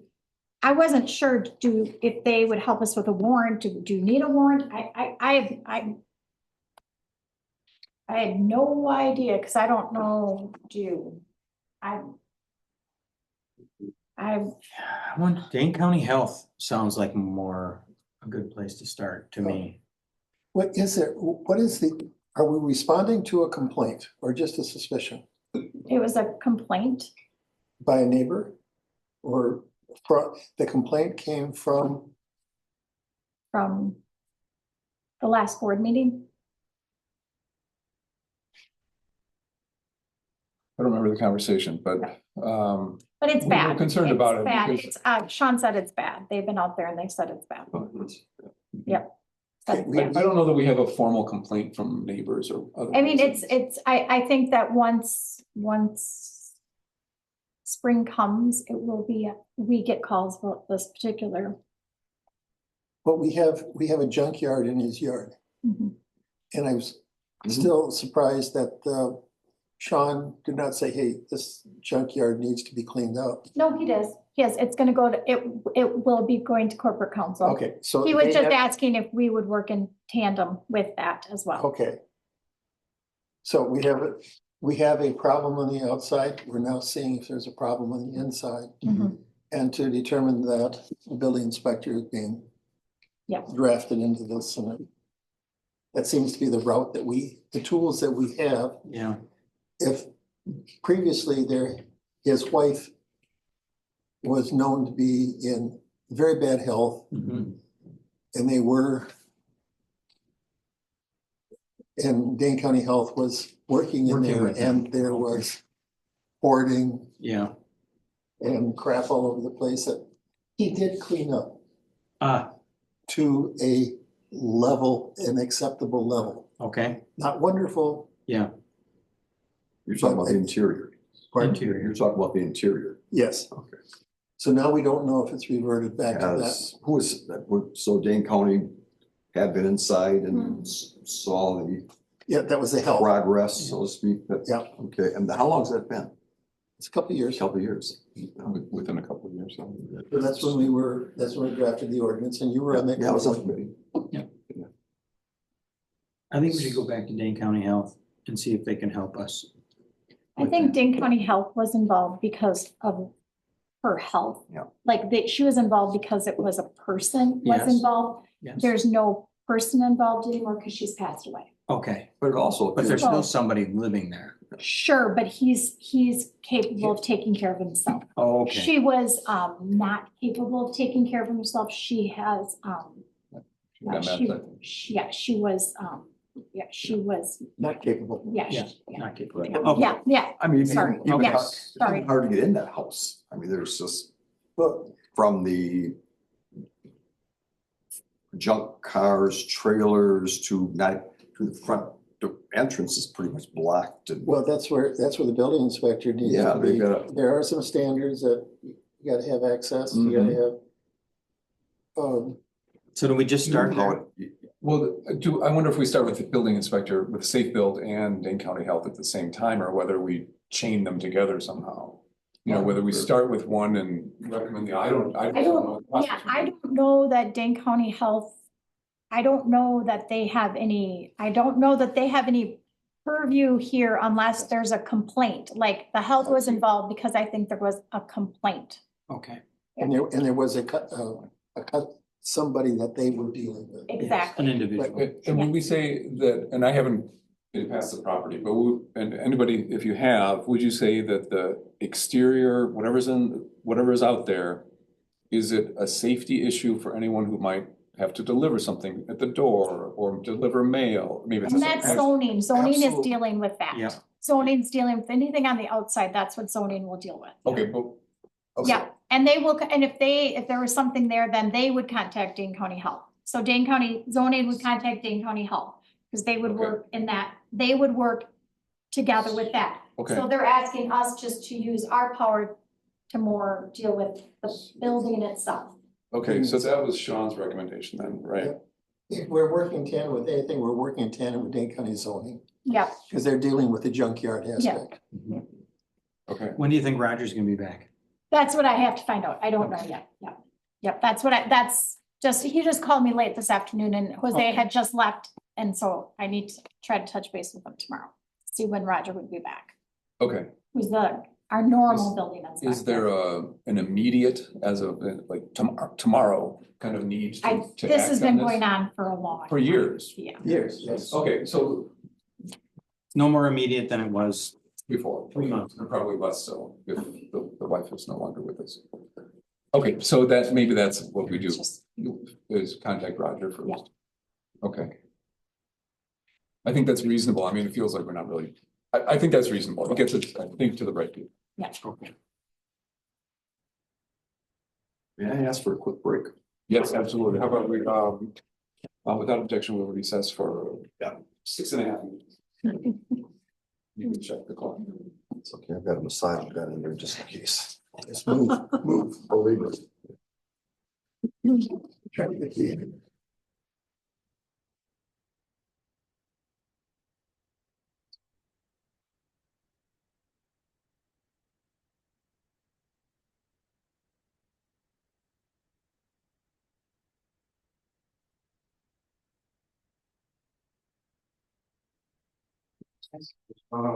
Albany didn't get their reported to the. Yes, And it- Department of and- Revenue, and everybody went down with the ship. or was it, So they didn't get their, oh, they didn't get the data from the fire department? Yes. So they share with the village of Albany? yeah, Both of them? went down, they Or is there- lost. Was there anyone else in that fire district? Yes, there was, Yeah, because if they didn't get it in last year, then it would affect their state aid this year. There's a 1 year yeah, and what delay. I think what happened specifically is, they did not get their fire inspections done. I think there was a very specific issue Hearing aids. Oh, that they And did this not is- get their fire, so they didn't fill it. Controls. I can adjust this if I can find it. Yes, correct. So. And so everybody in that district, and I don't know who's all in that Make them fire loud. district, Hmm. is going to lose out.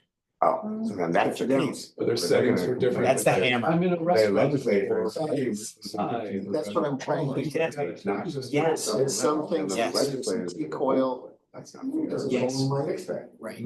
Okay. So you got. So I, Legislators are buckling. yes, he is involved in that conversation. Okay, so. Oh, no. No, I don't think so. Demo that Yes. technology. So now we just have to, so Brooklyn was speaking for themselves. And now they're looking for the support of the rest of the district participants to say, it's not just us, it's Oregon and Belleville and, blah, blah, blah, blah, blah. So. So someone lost out, so there's, the volume just went up. Right. Yeah. I was hearing about I think some Joe was telling me property that years was getting ago, kind of, can't do the form, TV reporting. Don't write Someone it, was at the I need deadline of that, Yes, and that was the same Then, thing. Oh, who's the the- vendor? What? More I'll graduate explain. penalty, like, As much, Yeah. as well as like, Boom. Their clerks passed away. Like, during oh, the- yeah, So- yeah, wow, yeah, Correct, I think they. yes. Upset all of the voters. Yes, yes, because it was one, small action that kind of dominoed around the district. You remember who was involved in that It's district? still, Albany it's district? still hard to understand.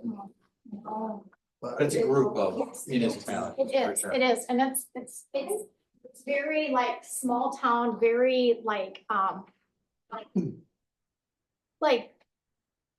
family, like there's like family members. Yeah. And so it's like, one didn't do something and then the whole fire whole department, family and the whole fire took the department beating. and they all left, yeah, it was. Yeah.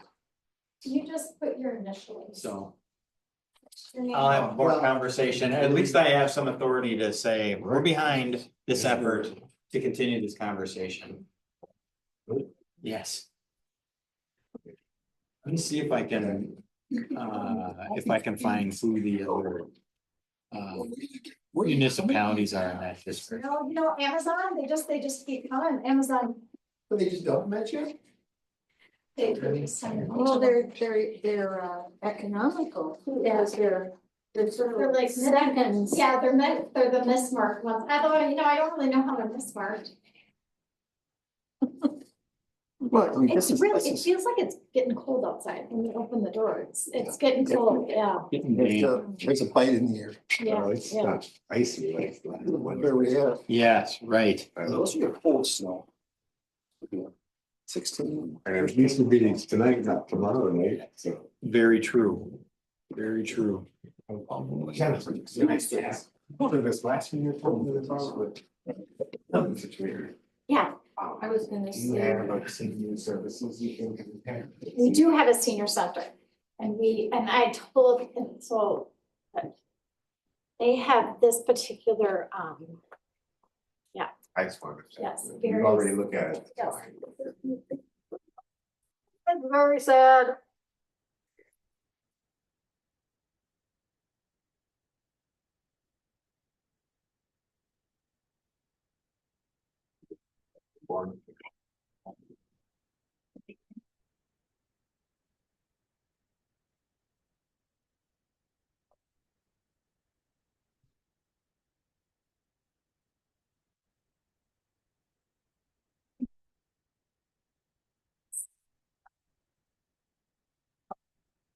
I was gonna say, any situation where you're in a space with people talking.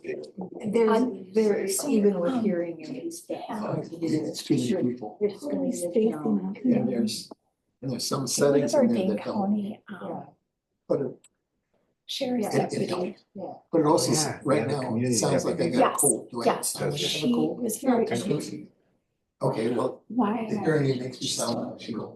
to yourself. Yes. Yes, but she. Like you're underwater or something. um, Yeah. There's a certain amount of She shit. had, it's like a sensitivity. Steve, you're all set. So I'm gonna contact her. I will remember her name, but I can't think of it right now, so I'm gonna. Exactly. contact her. So, yeah, well, I'm okay. And I'm gonna, so she could have some.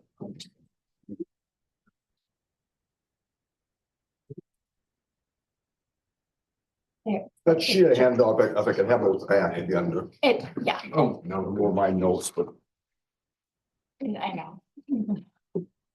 you took me a while to figure it out when I. What's up?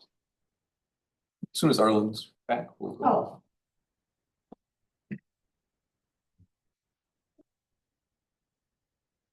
Initial, that's the resolution we just passed. Oh, okay. Perfect. Yes. And then I'll get that to Bridget. Thank you. Oh, that's right. With signature. Oh.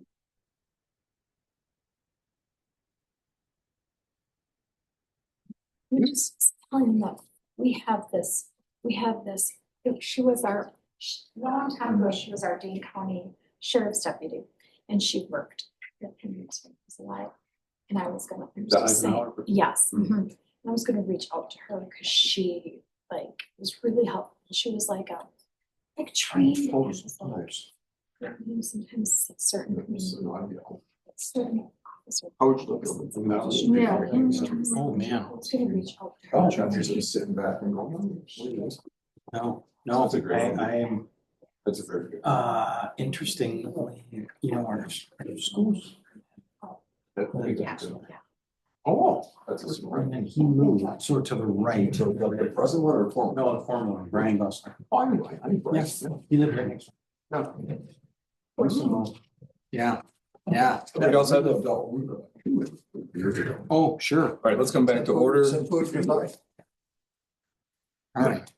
All right, so we are on to See? 9C and Oregon. Okay. Along with, we had a meeting last Thursday, and the day or two before before, there were 5 proposals, the RFPs. About the new station that Chief had sent all of us. And then we had 2 more given to us, two hard copies. Basically about, they're anywhere from I think 45 to 70 pages for the proposals. And quite frankly, they wanted it done and reviewed and all our notes and scored actually by tomorrow. And looking around, nobody's eyes are going like this. And I said, I have a problem with that. I told quite out, I said, there's no way that I'm gonna do justice to this in 5 days, 5-6 days. So it. Because as you mentioned, it's 500 pages worth of. Yeah, and so reading. we did, not only reading, but then going through the proposals and making notes of proposals and then trying to score the proposals. So they did agree to extend by another 8 days. So which is very nice of them. But and as I'm getting used to it as I'm going through the process right now. Now, what I gave you right there is they're being scored on these 4 attributes. And it took me a long time to go through there and just kind of separate because they kind of overlap. You've got proposal quality and completeness, qualification and experience, assigned professional team, experience and approach in delivering the scope of services. I'm still trying to wrap my head around how to separate all those. The last one's easy, fees. Yeah. So initially what I'm doing is I've read through very carefully 3 of them. And haven't done any scoring at all up to this point. They're as similar as a proposal, similarly as most of them are drafted. They're all still very, very different. And the scoring system, as you see, is breaking down by 20% of the weight. For A, proposal quality, that's worth 20% of the points, down to the fees at 20% and the middle 2 at 30. Trying to break that down into the more finite, okay, what is, for example, quality, completeness and quality of the proposals. I can't justify how I could say, okay, it's I actually put 18 on one of them, just initially going. Somebody asked me if when they come in to give their presentations, it'd be hard for me to explain to them why is it 18 rather than a 20. I have to have a few fine points in there. So I'm not sure about how I'm going to quite score it yet. If you have any good suggestions, I'm more than willing to hear them. The one that's easy is the fees, and they vary very widely from 15,000 up to 90 plus. Wow. To 90? Yeah. Well, there's one of them that's one of them was one of the proposals was 64K, but I think that one didn't even include the engineering aspect of it. So I'm still wrapping myself around this. I know it was suggested that we not even worry about the fee part of it, but well, wait a minute, that's something I'm very much worried about. Is the fees. That was a big discussion. Yes. You know. Because they budgeted 100. Yes, right, exactly, and claimed that it might only be 40. I mean, for example, we have one. There is one architectural company that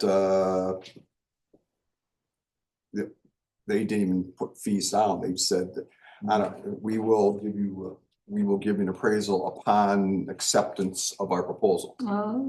Okay. To me, that's I'm reading through it, but to me, that's a pretty easy one because I'm going to choose 2 or 3 that I think are the best ones. Right. Anyway, that's where I am right now. I'm just still in the process of reading through them. We will be meeting on the 19th um, with and discuss our scoring proposals and then put them together. And you will be, once again, I think in the fourth,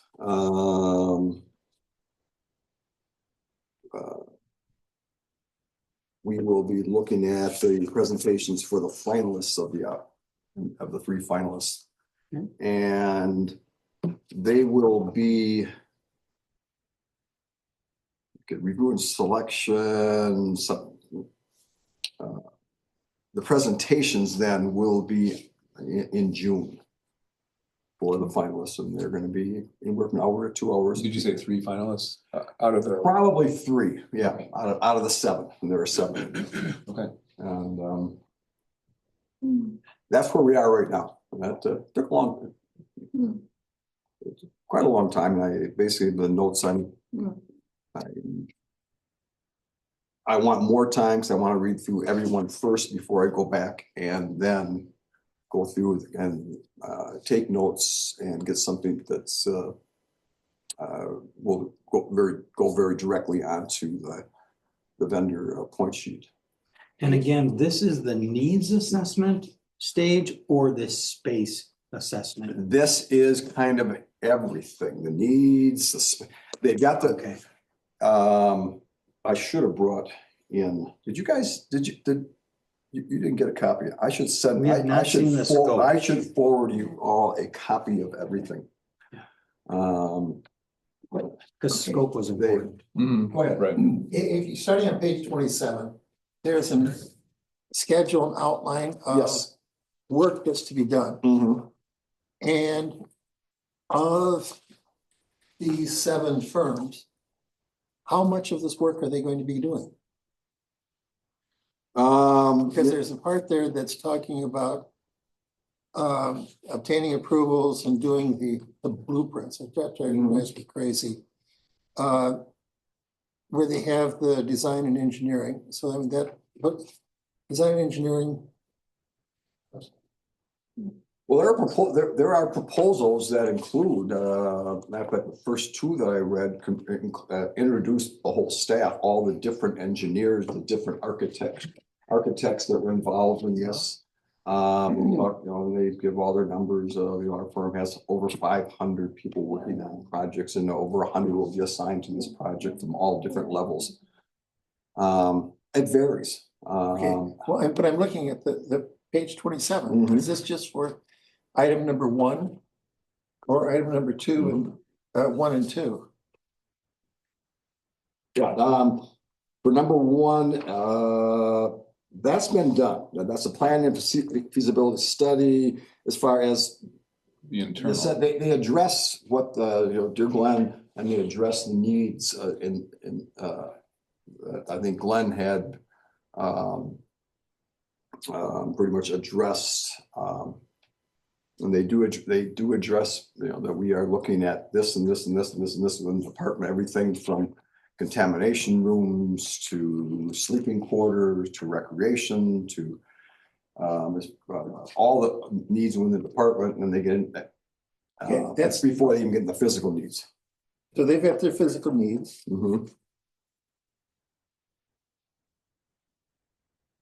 The site selection, they'll be looking at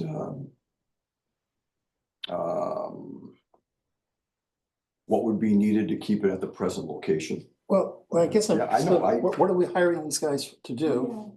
To do, because even though Glenn has come up with his needs assessment, somebody who knows how to put that needs assessment into a building, needs to be looking at it and say, this is a projected fire station. That's what they're doing. And that's what it seems like these guys have got to do. Yeah. And yet they're not hiring them until June. Yeah, because it's Yeah, I'm just looking at this as a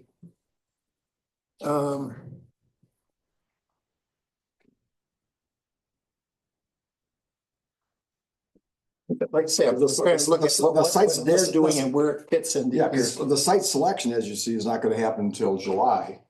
sometime between July, September. But they've just hired the folks and They haven't and hired, they don't have a size of the building yet. they don't know how many haven't hired boxes. anybody. They've hired nobody.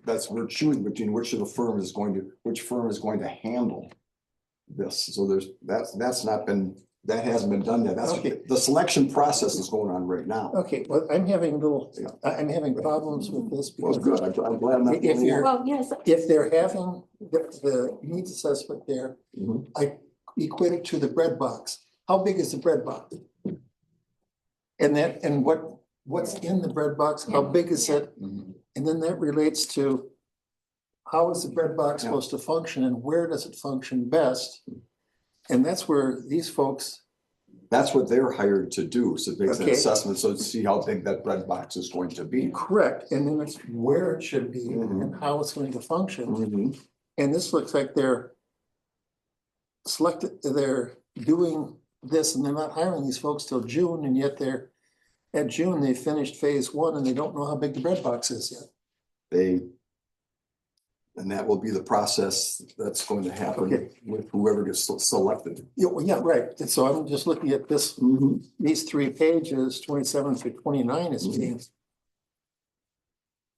I just, not realistic. This is trash. I just want to say, Steve, I look at this and I think, just because you're assigning a numerical value does not mean this isn't a highly subjective Oh, it's process. extremely And subjective. just because people put a number, they do that to make it seem like they're being objective. So when you say you cannot compare the proposals because they don't all contain the same elements, then you can score them based on, did they answer all our questions? But this looks like you're just going, oh, this is like your Dick Button and you're evaluating the double axle and you give a numerical, and I think they're more accurate than what I'm saying, but this is, I mean, maybe I'm misunderstanding, but I can just totally understand why this is very daunting. It's, Because, and just because one firm has 100 people and they're all gonna be working on your project? I mean, They're- what, well, you wanna know about the ones that are gonna actually. well, it's just, I mean, if you look at references, for example, I've got, Yeah. this firm has done Yeah, X amount yeah. of fire stations. We know and how it's- people write proposals and they call it fluff. It's called Oh, it's fluff. very fluffy. This is fluffy. Thank you. I mean, This there's is a lot of money put in, the 2 manuals I have, boy, there's a lot of money put into just one of those manuals. I mean, it's- I mean, I'm just saying, because this is reminding me of flashbacks from my prior career and the people are, you know. Yeah. Yep. Well, I agree with you that right now the proposals are kind of fluff, but you I really mean, have we to. used to have, I can remember where you would look and see, did they answer all our questions? But you're saying they all use different formats for how they put the information together. Well, that makes it impossible. That's comparing apples and. I oranges. will sometime tomorrow, I'll send you the 5 that I have electronically. Uh-huh. And, Can you also send whatever they received from the district, the actual Yes. RFP? Yes. See, because it should, that kind of document should be very specific. You should be Like you're looking saying, at the answer these RFP. questions. You should have the RFP And- right there, I'll show you, yeah. and then you can see, you know, this And this the doesn't question- answer my question. Well, the questions, the attributes here don't all their proposals don't necessarily follow the attributes. The only ones that are consistent are the introduction, and then the fees is their very last chapter. I mean, that's. Well, that's right, because you don't want to It go could be that right up front. Well, that was possibly my inexperience of not doing this before. No, but no, it's, it's interesting. I think this is, and then to take a 500 pages to try to review on this very, I don't know. That's a little high, I'm but gonna it's- I stop mean, but that's, talking. there's, no, And there's, The very first sentence is alarming to me, because I thought the assessment was, what do we need? And it starts with an in-house needs assessment has been completed by our chief.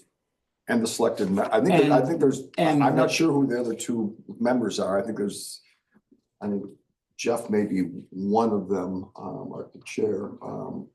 But that's why I wanted to That's all I know. understand what the scope was, because apparently the needs assessment is done. Well, my take wasn't quite exactly that, but I'm not confident in this, but I think that in-house is carrying a lot of weight. Yes. In-house needs assessment, and then this external needs assessment. Where I get hung up on it is I want to say, even back in the conversations and the meetings, that they figured on, we're gonna select a firm in the summer. I don't know if it's June or whatever, and then have their needs assessment done in a month. Yeah. Like July, which it says here. After the needs assessment has been received, the district partners will, this is under the, number 2 on page, whatever, 27. So I remember thinking at the time, how in the world are somebody gonna put together a needs assessment in 4 weeks, 5 weeks, 6 weeks? Is it going to be in a 3-month period? Yeah. Within that range, it could be within that range, I suppose, yeah, it could be up Yeah, to September, probably. then that's more But still, reasonable. that's a sites, pretty but big that's a project. site selection, which all means the traffic study. Yeah. And as well as so there, this is, I'm I would concerned. love to see the RFP. Yes, I would too. I I would love don't- to see the RFP. I don't the know scope. what the village I don't know what their board of trustees have done in their meetings, but it's. We know where the chief wants the station. That's Well, yeah. I would agree with that. However, I still want to answer the question, do we need a new station? Right, I'm still there. right. do you need a new ladder truck? There's the same. Because it says an in-house needs assessment has been completed. I'm simplifying it, I understand. But here's what the needs assessment looks like. We need a new ladder truck.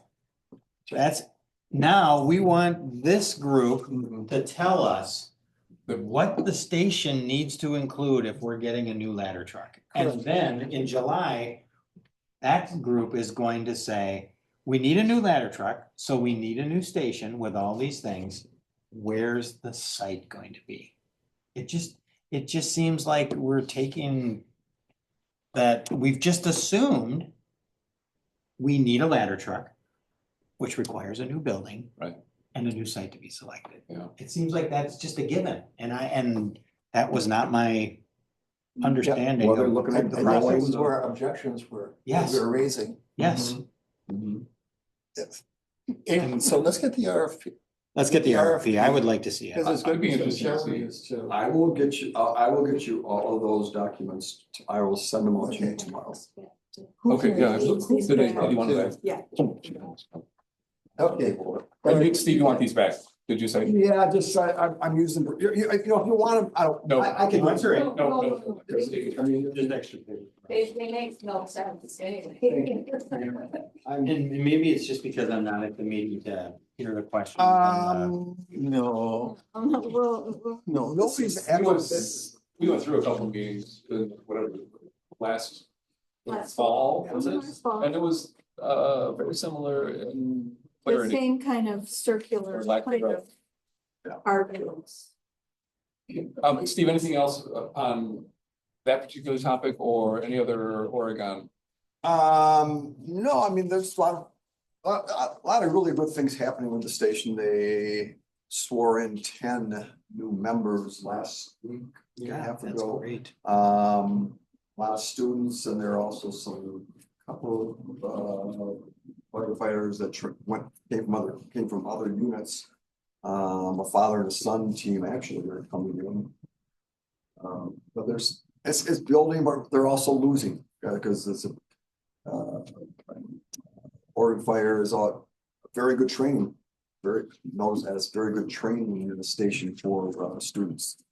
And they're being hired, a lot of firefighters being hired away, by Madison, Wilson, neighborhood state areas. And they also had somebody come in from Stoughton, father and son team. So there's good experience there. There's a lot of good stuff going on. This This, I think we all knew was going to be a Challenge. challenge. Yes, it's a very nice term. That's what I was going for. Can I ask you a question? And this might be for Jennifer too. Remember Kathy Haslinger was talking about getting together after the needs assessment was in? I mean, so it's delayed because original timeline was just last December. From the town of Dunn. Town done. Yes. And so I think that, I guess I don't know for sure, but I think that that's still on the radar as far as getting towns together to talk about it as part of the process or while the process is going on. So I assume, I mean, I've got just an old email from her that mentions talking about the new fire station project after the needs assessment is complete. And then asking about, there's some question about the deadline or the target date for the needs assessment, but still thinking it's December. So, so obviously that timeline isn't quite right anymore. But I think that should be something we do in the future, near future. I think once we get the RFP, I think we should meet with Rutland and Dunn That's a good idea. before this next. Let's put our scorecards on the table. I really do. I think we need to understand, we need to be clear what the scope is. Because each step we take going forward is somehow is us supporting a ladder truck and a fire station. And we're not there. I am not there. I'm not. I won't say we, I am not. No, And so if we get to this next step, we are committed. Oh, we've done the needs assessment. We picked a contractor to, to take the next step. they're totally looking at what Oregon's gonna look like in 20 or 30 years. Yeah, Kind of know what we're gonna look like. I know what You can go indefinitely. I'll win someplace. 10,000 people. When's How the many? date of your meeting to 3,000. pick a? 2,500. We are going to be submitting we'll be doing the vendor scoring next, on the 19th, next Wednesday, we can run. Then from that on the 4th of March, we'll do presentations of the finalists, so we'll be picking them, and then the finalists will be giving the presentation on the 4th of March. You may wanna. Wow. You're making, Wow. you may wanna throw that in your calendar. March 4th? March 4th for what? The finalists, 3 finalists are gonna come in and they're gonna give the presentation on March 4th. Is that in the Yes, evening? why they should be chosen. Aren't we meeting with the bid, getting our bids on March 4th? 6th, The March, 6th. that- Oh. that's the 6th. Okay. Well, on the Oh, 6th, on the 6th, there's we have a closed session. On the 6th, I've got to go back and look at that. We're meeting as far as the fire department. Oh, okay. Do you want to try, so Ken mentioned wanting to try to get together with the other towns. Would you like to try to arrange something with them the last week of February? It would be really tough to try to do something before February 19th.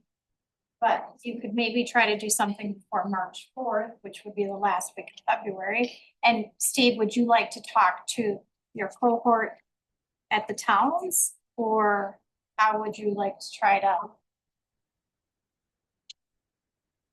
or would you like me to just reach out to the Why don't clerks? you reach out to the clerks? I'm gonna be gone from Oh, yeah, that's right. Are you gone? the 20th and we'll be back hopefully by the 26th. Should be back the 25th. So that would leave about the 27th. Thursday, the 27th, and you're gone? On the 23rd through the 4th. Okay. I don't need to be there, but I would sure like to be. And when do you leave? I The leave 20th? I leave the 20th. And the vendor scoring is the 19th. Yes. Can we get together even for an hour meeting on the 17th? I know that's just Monday. That's right before the. I mean, you could try to do it if, I mean, I could send out an email, to the other towns and you guys could see, I could put something out there to see if the other towns could get together. What time is, what time would that be if I threw something out there to ask? February the 17th is that, That's just before the spring election. yep, Oh, it's a holiday. Or the President's Day. Can't do the other two on there Jeff and Kent. from Dunn and Rutland. How about the 19th? Okay, so are we looking at 19th, I have the, meeting independently with our partners in the fire department to be going over the RFP? I'd love to see the needs assessment Me too. that says it's been completed and approved Right, I know. in December 20. I have a documented. I probably by the district board, wouldn't you think? Was the, whatever, I don't know, I assume Glenn put it together, but the in-house needs assessment? Was that presented to the district already? I don't know. Not sure. I Okay. don't know. Okay, well, I think I think this needs to be, I could- reviewed. I could call Phil and ask. I think see that what would be Phil a can tell good me. thing. Has anybody been in contact with Phil on our concerns here too? I talked to Phil last week a little bit, just to understand, what was happening. And I got a little feeling that this in-house needs assessment was taking place, which is why I have a lot of questions. I just, because obviously it isn't, nobody from the district was part of that.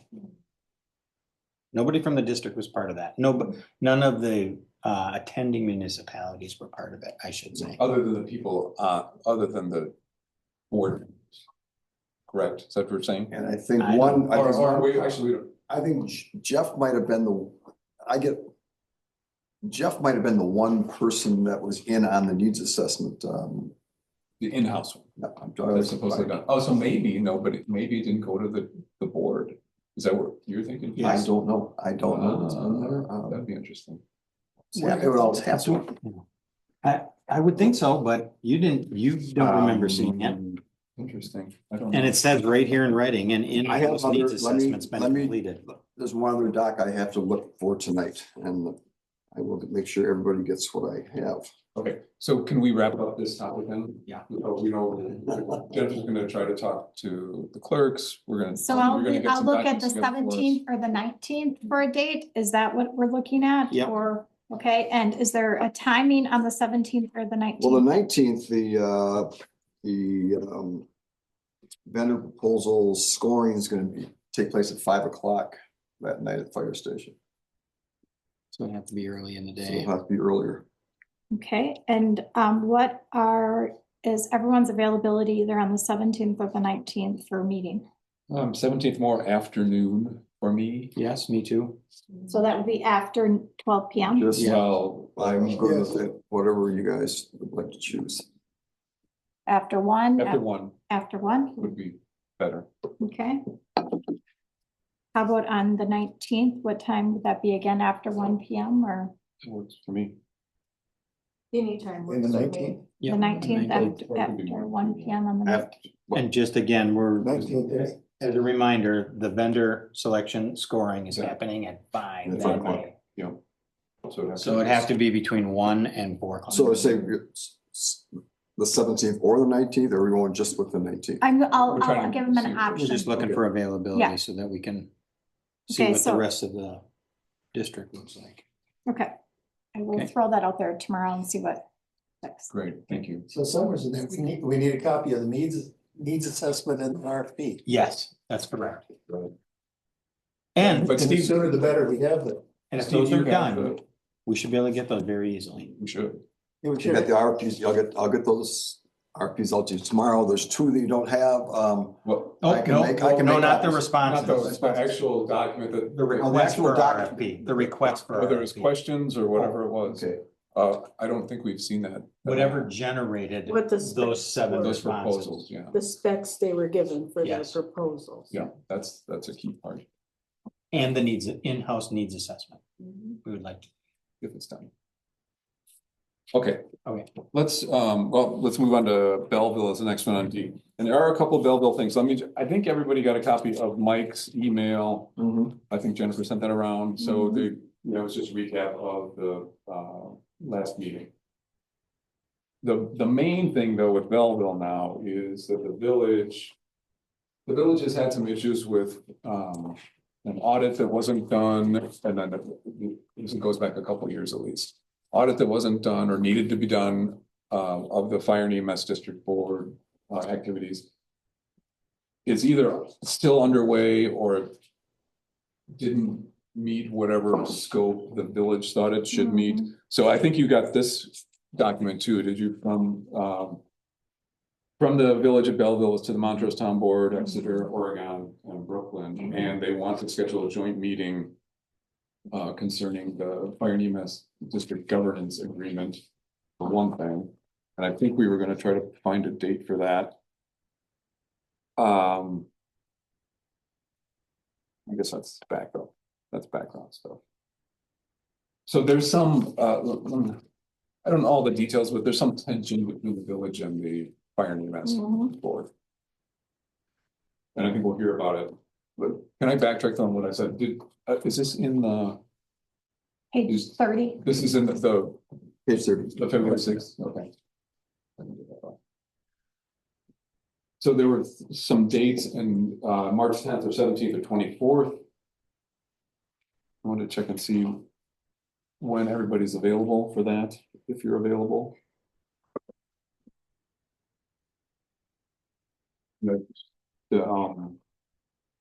The village did not put a time down necessarily. 15th is a Saturday, 10, 17, 24, They're all Mondays. all Mondays. and 17th. Oh, that's right. Thank you. So Monday. I assume evening time. And I can make any of those dates. I can make the 10th or the 17th. I'm open right now, so. I'm open for 3, any one of them.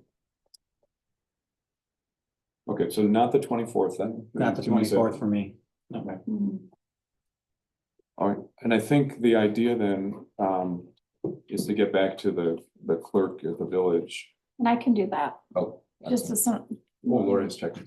Oh, no, what date, what are we? looking at? March 10th, Yes. all Mondays, 10th, 17th, 20, not 24th. I can 10th do or the, 17th. I can do the both of those, I can do Okay, 10 so- and 17. okay, sounds like all of us are available on those. Do you, I could give her, like, is there a first and a second choice, or do you just want me to give her either one of those days? I think she's gonna Okay. be looking at other Okay, the other perfect, then I will do municipalities.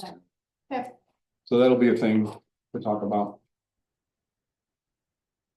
And that's all I've got for Belleville. And this is an evening. I assume Probably. it's.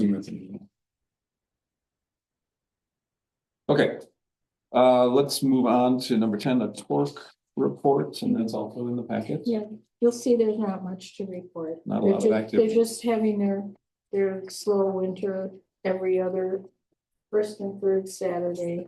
So there's really nothing new on that. Okay. Any questions for Lori? No? Okay, let's go to 11, it's the plan commission. Recommendation and report. Oh. Arlen, did you have this? I do not have that, so I'm not up to. You were. What action are we looking at reviewing? So it's a CUP. Is this, well, we already, last month, we approved the CUP edits and changes, so that. So this was with regards to, one of the recommendations from Majid was that we look at what our wording is in our in our comprehensive plan, what the wording we have in our comprehensive plan with regards to conditional use permits. And we make sure our wording is clear, Right, true, that's right. that we make sure there's nothing we don't have any unclear wording, that we're not doing anything on a case by case basis. Sometimes we've had that. So we would want to review it and make sure that, because now the way that it is, the county has the authority. And To review and approve Yes. all CUPs yes. So. in our absence. And the one specific that they talked about last time was that when we had the short-term rental, Yes. last time, the short-term rental, and maybe they can describe it if they want, but it was if somebody were to sell, that they would have the ability to have to either reapply or have that application looked at again before that sale would go through, that the new owner would. Have to reapply for a CUP. Yes, so putting that in the town's plan so that the county would make sure that would be part of a CUP, approval process. Okay, that is, and that would be one of the agenda items. That would be something that the town board would ask the plan commission to look at in the review of the conditional use permit process and in the comprehensive plan. Okay, we're making sure that the wording is clear.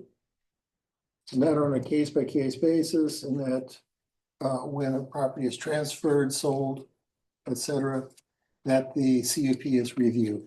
Yeah, when it's like a short-term rental, Airbnb, I guess what other kind of name would it be? Short-term rental. Well, not Yeah. specifically. It's not that, No. no, it's the CUP, Oh. it's not the specific use. Right. That it Okay, is for any CUP, Right. that if a property transfer right? Yeah, But if I it would drives- say, yeah. Want to make Yes, and I'll give an example. If the quarry is sold or transferred to a new operator, the CUP should be reviewed, should be reapplied, Mhm. reviewed, and approved. If there's a change in ownership of the, so it it does not continue with the property, right, Right. which has been what it had been before. yes. I think that the confusion is that the last time we did it was with that short-term rental. And we had some confusion when we were at that joint meeting. And there was some contention at that meeting specifically, and it had to do with that short-term rental. Yeah, that was just an And- example. And it was just an example, right? So really it's. But in the past, before that, it was always with the property owner. That was part of the condition. With the property, that was many of our conditions, Yeah. yes. Yeah, But that is transferring, the county is having that apply to all CUPs? no, it's gotta be written in our plan. We have to specify how we want Okay, that. why do we want to do that? Why do we want to have the CUP expire with the transfer of ownership? Correct, why doesn't it go with the property? Well, I would use a bar as an example. Well, that could be just one of the contingencies that we apply. But if it's a standard use, why can't it continue? I think Such as a quarry? I think the county is gonna use the comprehensive plan as a guideline. Yes, right. And I wanna say that, what we're trying to do is align the comprehensive plan with the new set of, CUP, the new process. That it goes with the owner and not with the. Well, I'm not even talking about specific, I'm just talking about overall. And maybe that's part of it, but if there's anything, I think if there's any point that isn't explicitly stated, that leaves open the possibility of the county going in a different direction than we might intend. Is that fair Yes. to say? Okay, so if we wanted to continue with the property, we say it. If we wanted to continue as a condition, that it goes with the owner. We say it. We say it. Right now, neither of those are specific. It's not clear. And so it's not clear.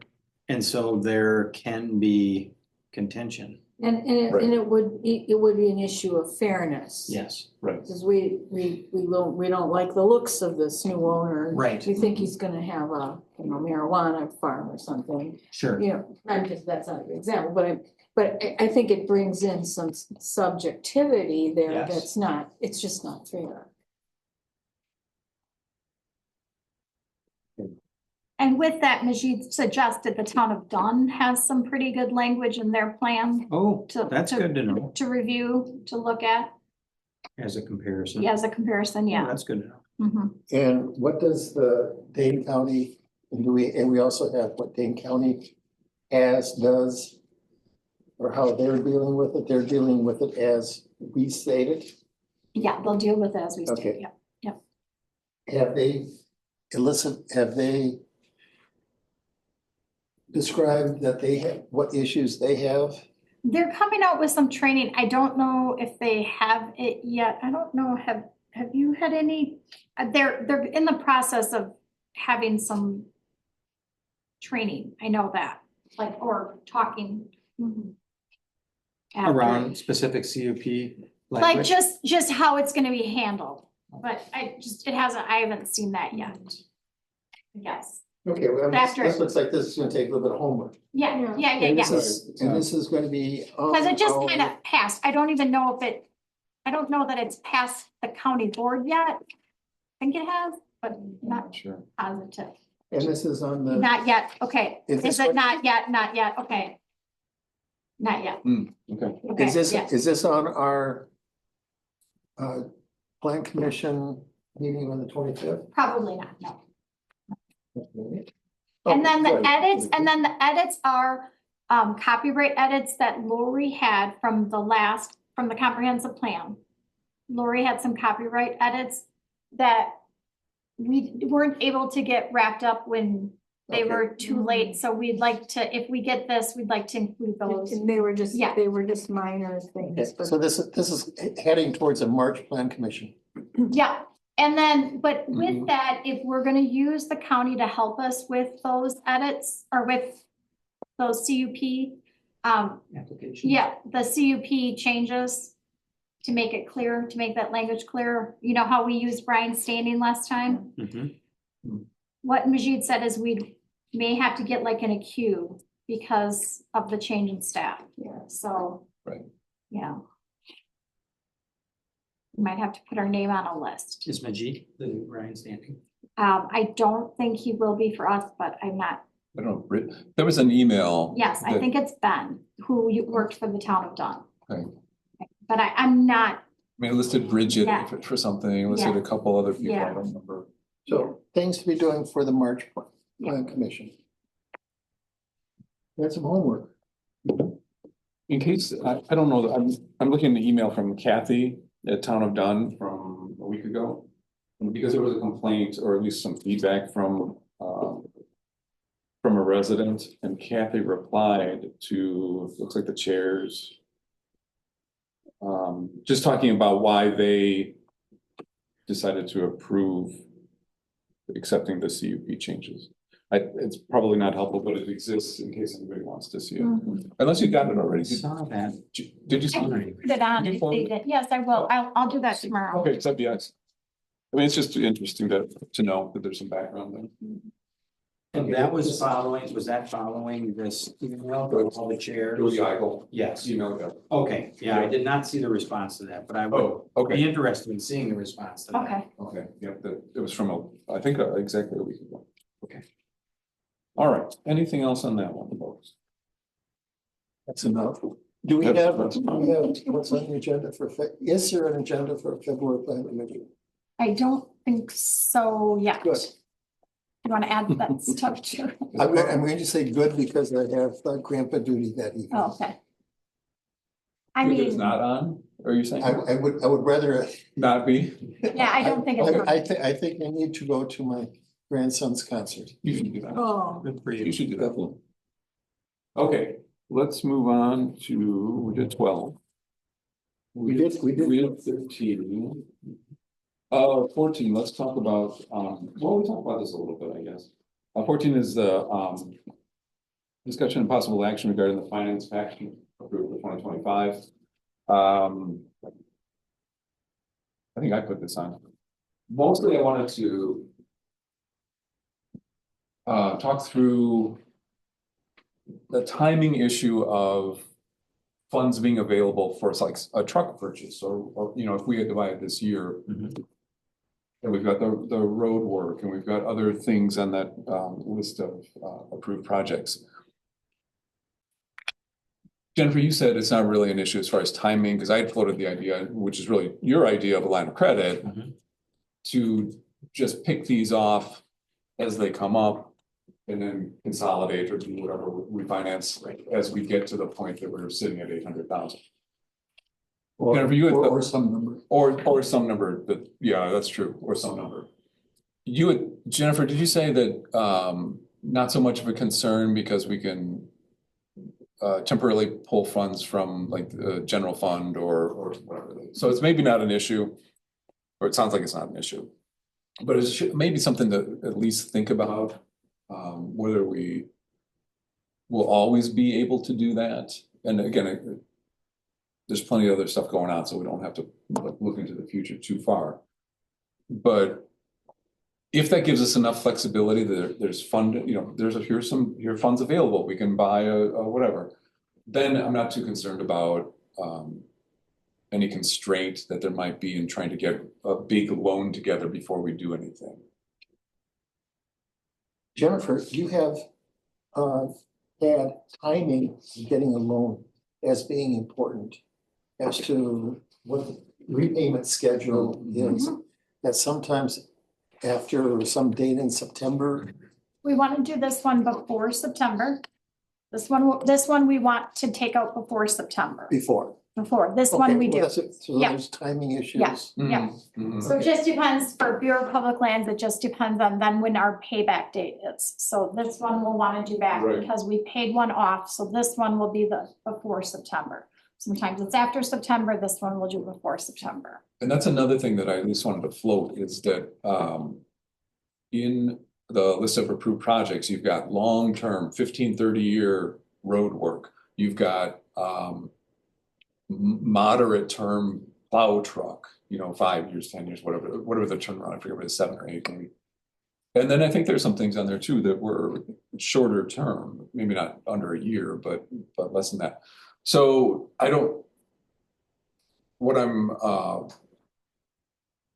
what we lose a little bit is flexibility in saying, okay, this road work, we don't have to pay it, we don't have to pay it back in 7 years, 6 years, 5 years. We really could pay it back over a big chunk of the life of the road work. Same with the plow truck, whatever the year. If we package everything together, then we lose that flexibility, if that matters. And maybe it doesn't matter. And maybe it becomes more difficult to administer to, because all of a sudden you're dealing with some loans that live on for 10 years, let's say, or whatever it is, instead of half that. But it's something to consider at least because, again, something like road work, it's going to last a long time. So that dollar amount, we're not going to be looking to do those roads over again in 10 years, although we might pay the loan back in 10 years. But we might be doing maintenance. Right. We do maintenance, so, right. And I would argue like that's when he was talking about it, but we're gonna be doing road work. Yes, yes. Right. And so you're Right. gonna want that, it's like, you gotta remember that you're gonna be wanting that money. Right, you can't spend it twice. Yeah, exactly, right. Right, and so how you're getting your money and how you're paying your money is your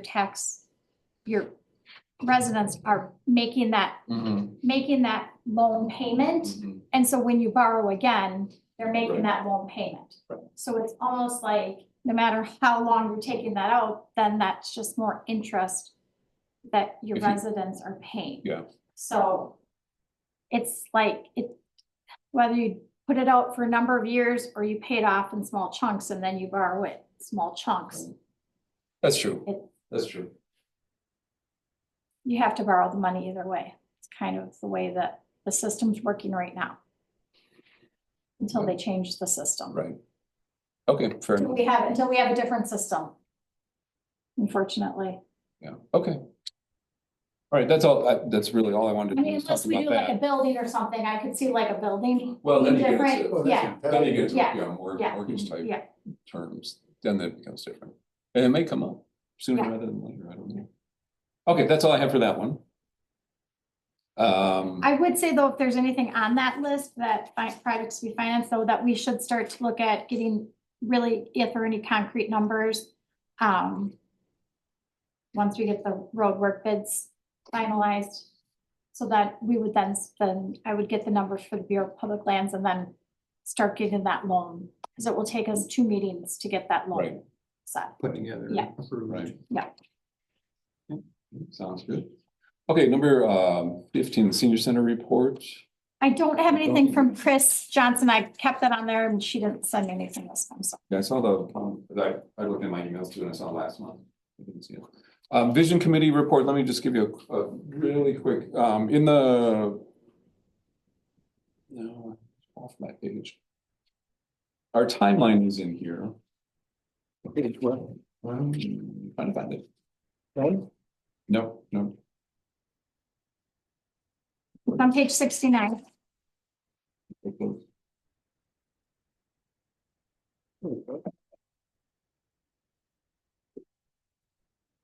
Where we are right now is, we sent sort of a final draft of survey questions to the River Falls Survey Center. And they, over their winter break, put together, I haven't even seen the edits yet, but we just got, I think yesterday, an email from Shahir Bernie from River Falls with a message more or less saying that the online version is open for review and testing. And that the paper version will come soon. So if anybody's interested in having a link to see the online version, I can send that around. But we're getting close to that. We're also finishing up the notification postcard for residents. Just, introductory, it'll have a QR code, it'll have a link that people can follow if they don't keep a QR code. So we're getting close to the point of getting this to residents. And then we're still working on kind of the details of how to present. We're very close actually, but how to present the information to residents, what kind of meetings, what do we do? So it's moving along pretty well. Yeah, sounds like it.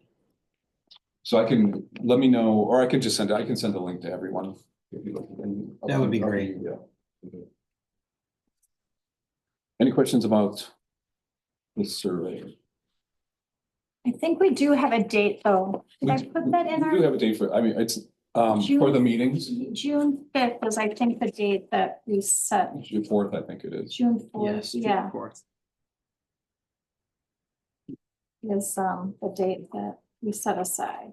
And we were going back and forth on that about how to structure that meeting, but we finally settled on more or less an open meeting. What happens to the open meeting? But not that far away.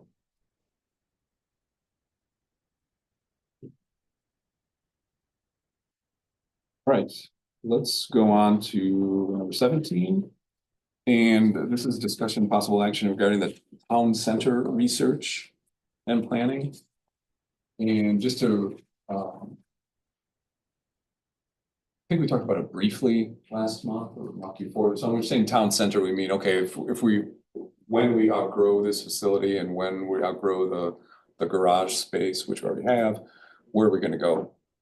Arlen has worked on this a bit in just scoping out possibilities. One of the main things I want to do tonight is get a feel for, do we keep going forward? Do we keep going forward with research and whatever the next steps are? I don't think we have a ton of detail necessarily on anything, but the general scope is the scope something that we should pursue. The one thing I want to throw out there, just as the main negative, I guess, that I can see is that towns don't last forever. And the timeline for a new town center it's not, forever away, but it's a big step. Yeah.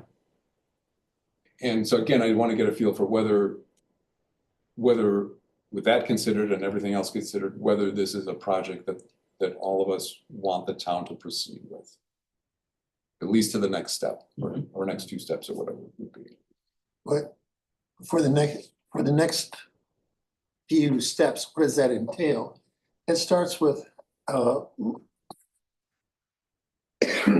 little more research into what makes a town hall.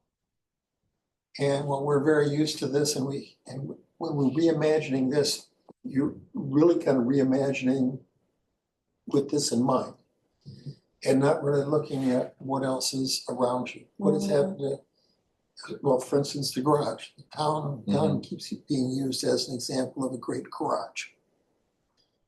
Town of Rutland has just finished or is in the process of building theirs. How successful are they in meeting their needs, and their population of half what we are? Town of Verona has a magnificent town hall. They have no idea. So again, it's looking at what other facilities are, good, bad, and indifferent.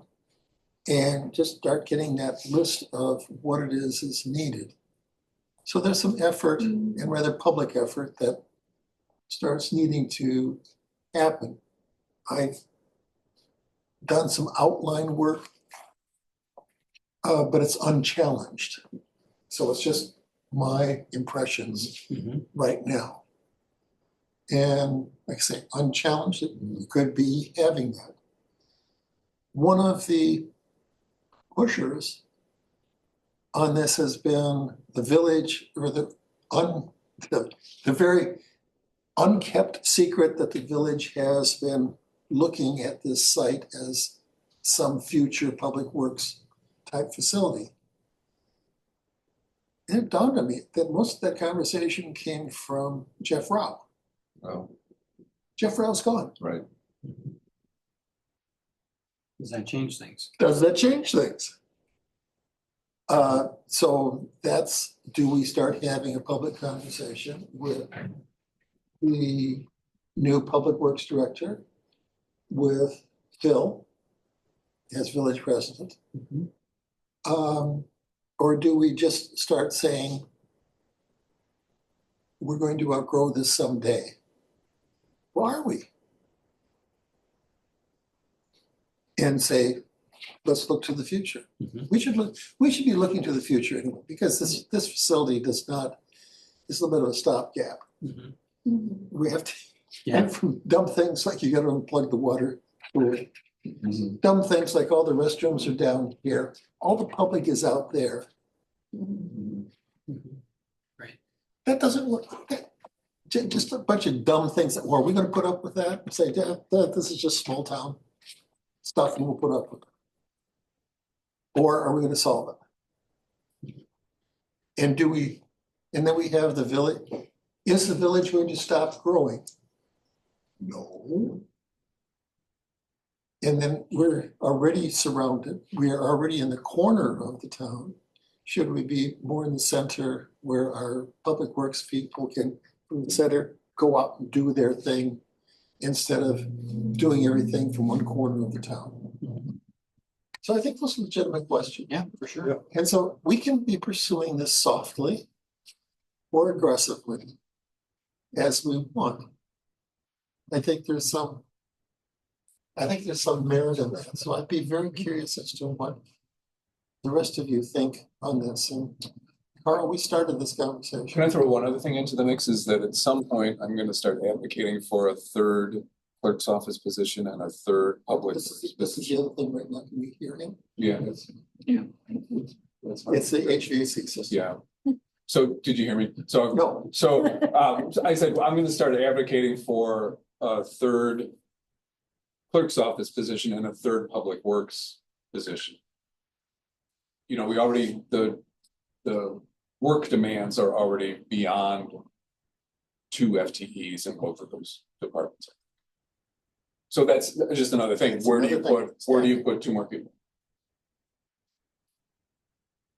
So I think And also, I'm not trying to advocate or even assume that the town is not gonna be around in 10 years, 15 years, 20 years, whatever. I'm just throwing that out as, you know, we've all seen towns disappear. So like, somebody might ask that, well, why are you building this new town center if you're gonna get totally annexed by the village or whatever it is. So I think, you know, take those outliers out of the equation. And I think that we really need to think seriously about this and come up with a site that works and takes advantage of the flexibility we have now in finding a site and not being constrained by this parcel and this building, even though nicely remodeled, but it's definitely a constraint on the operation. It's not ideal. It's good, it's better than what it was. It's good enough. Right. It's not best. Well, it's always meant to be a stopgap, Yes. you know, one way or another. And it's nicer here than it is out in the garage. And we You still know, have that's the horrible. basic thing of storage. And storage too. So there are definitely some. It's unsolved issues. Unsolved. I think just a conversation with Rutland to understand how they got to their conclusion that they needed to start over. If you saw what they had before. Yeah. They didn't have anything. Yeah, Because out of Yeah, home. yeah. I do think it's fascinating to go to other town halls. Yes. They're very interesting cultural different. I don't even call it like a cultural difference. Sure. Like when you go to the town of Dunn and you see everybody who was ever town board chair on the wall. Yes. I just say, and you feel like you're in a historic building, Yeah. which you are. Sure. And then we have ours, you know. So I think little field trips to just look at how other people envision a town hall is very. Yeah. If we go to town of Verona, we have to We put a got- big asterisk next to that and go down where it says asterisk epic. Yeah. Oh. Big oh, systems, oh. and then we maybe take them off the Oh, list because so that then we don't might, feel, just might not. the town of Middleton, I think has a nice town hall, it's right, next to a park.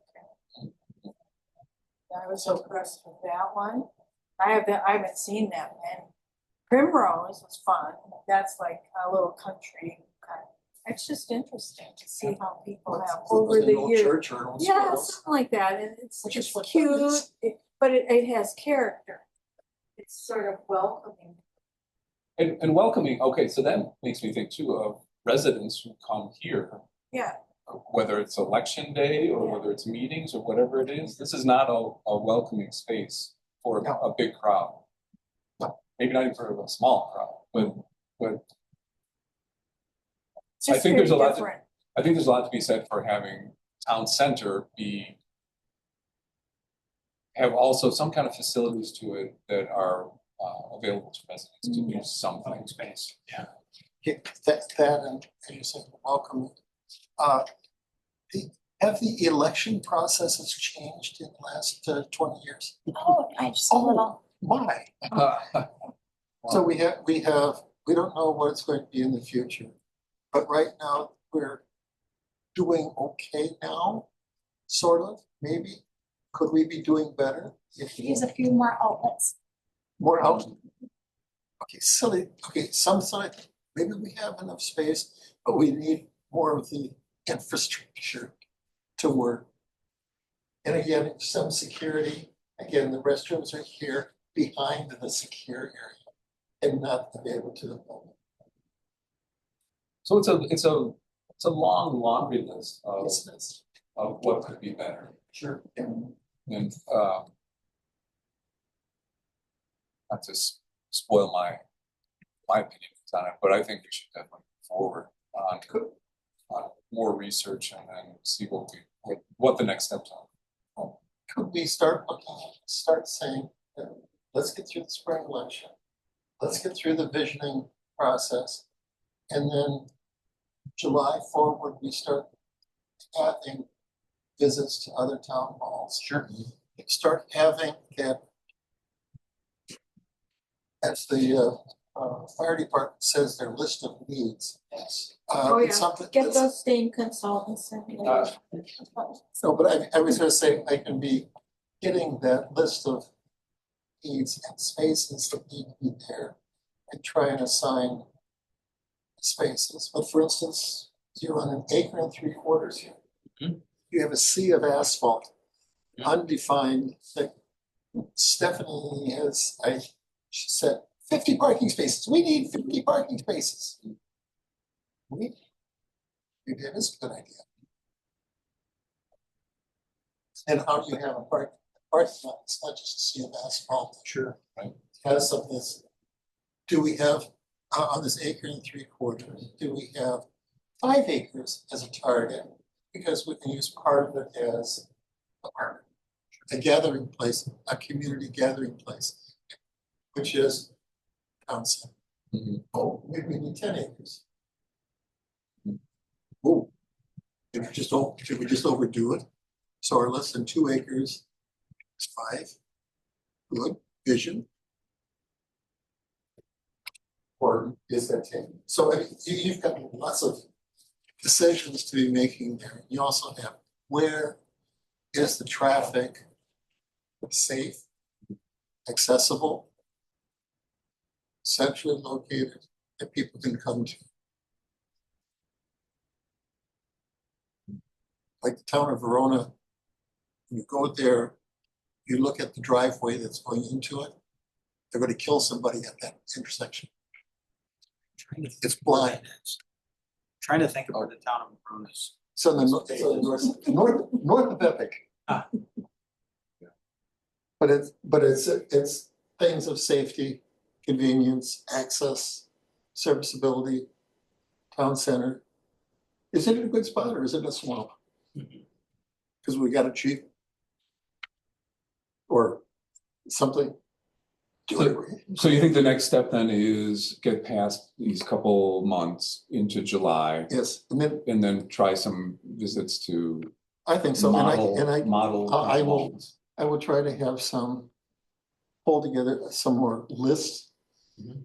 The start of list of spaces and functions that we can react to. Some may be left blank, but just listed. How big? How many truck bays do we need? We need one more bay than what we've got. But also if you're going out in there, you walk between the trucks, you cannot service the trucks. Right.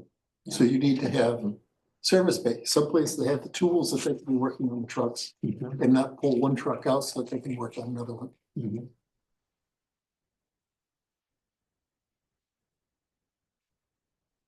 Things to do? Or do you have examples of the great town halls in Dane County? I made a note, I think a couple other ones are building new town halls and I was gonna. Oh, okay. Look those up then. Yeah, that'd be That'd helpful. be super. So that's, Would okay, so the plan commission be involved? To what degree, if any? I think that could be a direction. Do you turn this over to the plan commission as a way of programming this public facility? Or do you want to take it all yourself?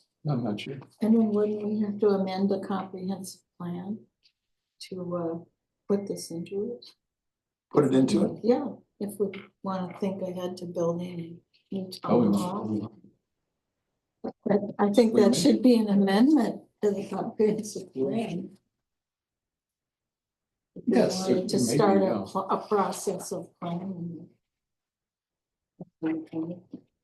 So, Well, I don't think it'd be a bad idea to be involving the plan commission, but I don't know if they're going to be looking over their shoulder at us right, that's as true. being decision makers. So what's, That's true. Well, we've got a little bit of time to switch that out. or you can be saying, what we need this if they wasn't input on site or not. I don't know yet. I'm not sure. I would like, I mean, this is a plan And Yes. they're the plan commission. Yes. So I'd like, I think some involvement for sure. I just don't know to what degree. But I think we can sort that out. Okay. So, I don't think we need a motion for anything on this, but I would like to just get a feel for whether each of you is, open to more research into the plan. So Tim's a yes. Steve? Sure. Yes. Yeah, I really no opinion on it. Oh, okay. Okay, I can take it as a no. Yes, it's like this. Okay. Okay, So, then I will continue to pull together some stuff. That'll be a lot of questions. And an incomplete in-house. in-house And then- assessment. Yeah, there you go, assessment. A We're gonna do a our work in in-house, process. our in-house. Okay, let's keep going. We're almost. 18 is building inspections report. Saw that in here. 71 and 72, there's 12. There's a little bit of a different process that Safeco's doing at the level, a little Oh, different different. reporting.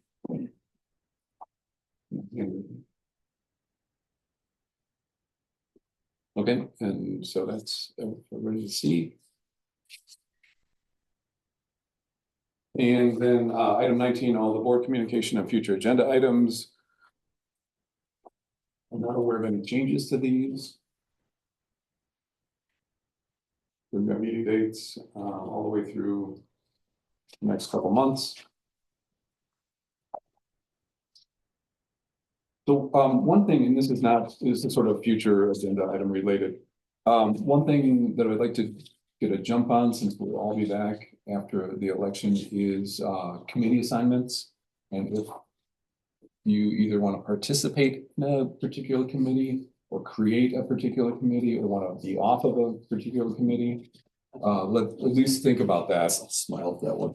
Sure. Yeah. She's like, I haven't answered. I haven't answered right now. No. Okay, anyway, just think about that. Jennifer, anything related to the list of dates? Okay, and then let's go to 20, the clerk's report. So on page 73, so this is our reevaluation year for Accurate. So they got back to me, open book would be late. So I'm a little not very happy about this. And so I was going to get back to them about this. I usually want to have this wrapped up much earlier in the year. So when I got these dates, I was a little unhappy with how far they're pushing us out. This is really, September's late. So. And we could have some action this year, Right. but more action than the previous year. Right. But that's what the dates they gave us. So that would be Wednesday, September 17th. But I'm going to reach back out to him tomorrow and see if there would be any way that they could try to push us up on that at all.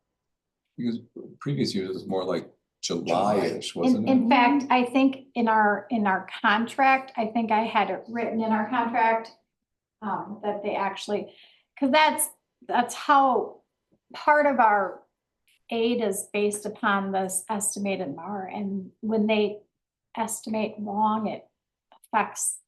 Okay, so this screws up your schedule with the state. It sometimes screws up, sometimes the amount of money we get based upon our estimated net new construction. It all equals itself out in the following years, but sometimes it just doesn't work out, and it's because of the way that they just estimate it, because they're not done doing they don't have our numbers in, because they haven't looked at. And it's a problem because there's not enough assessors in the state of Wisconsin. That's a problem. And this is very late. But you're gonna try to follow up. Yes, See, I'm not happy, but Can we, I don't know. I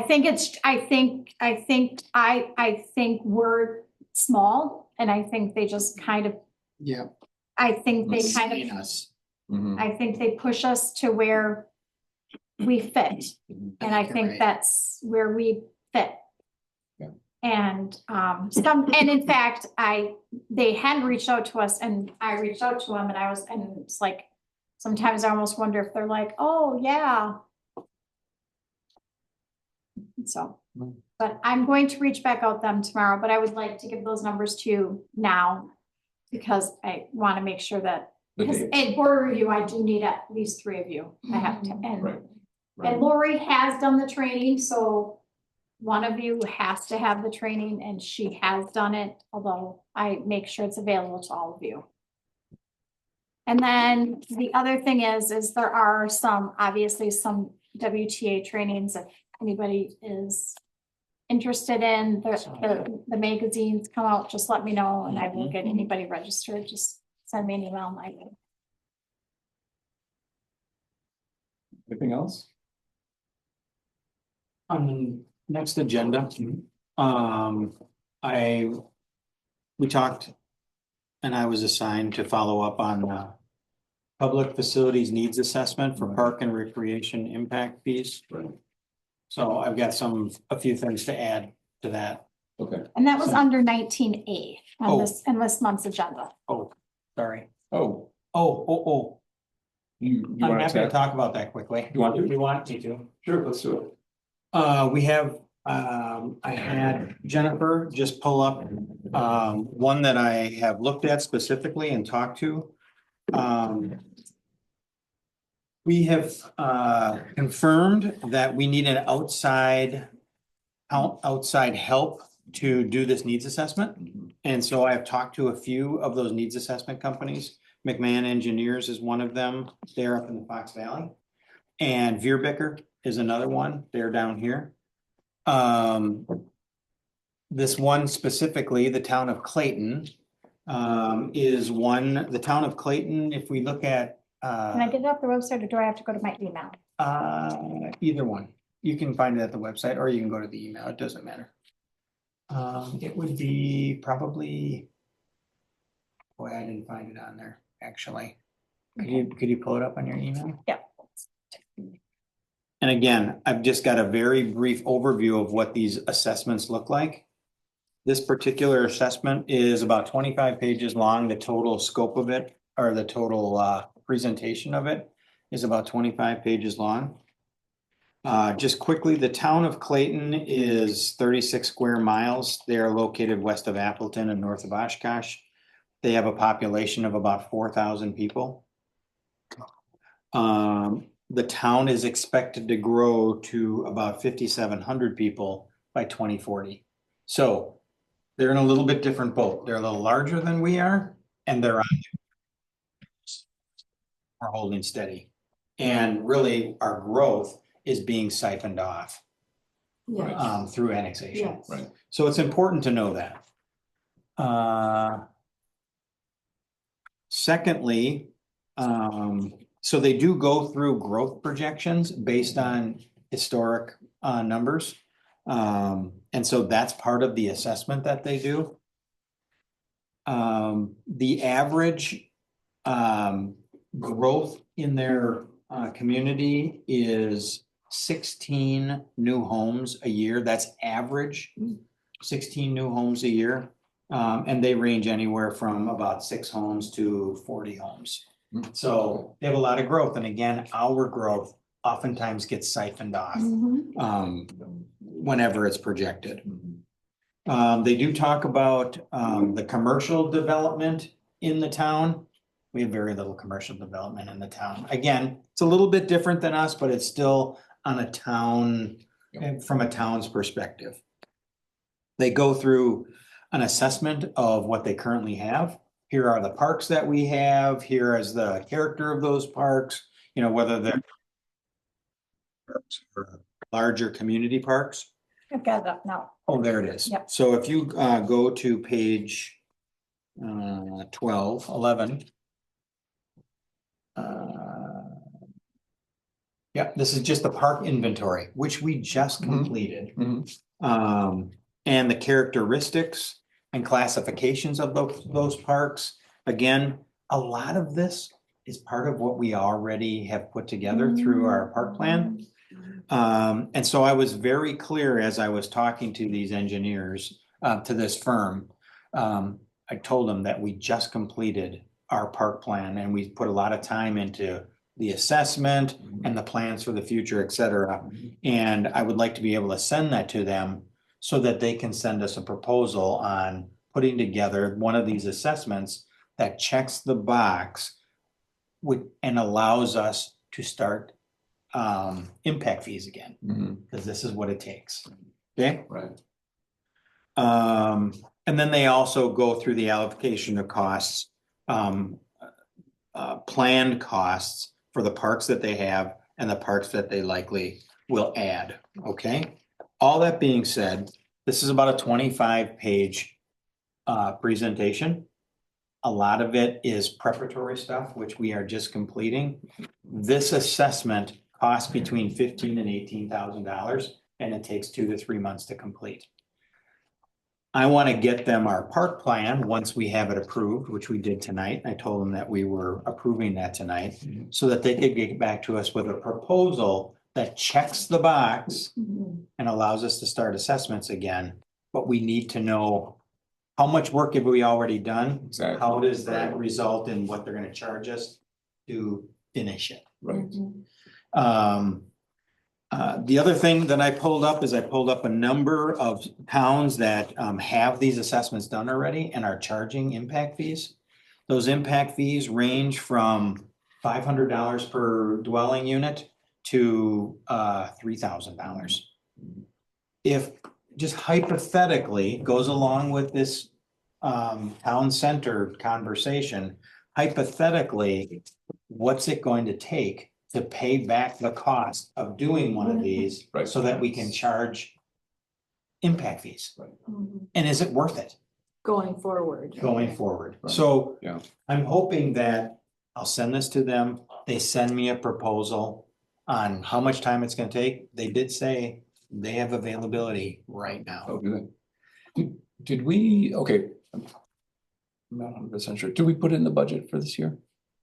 The report? I don't think we did. No, Okay, that's all right. But- We'll work with that. we have some capital, we have some savings.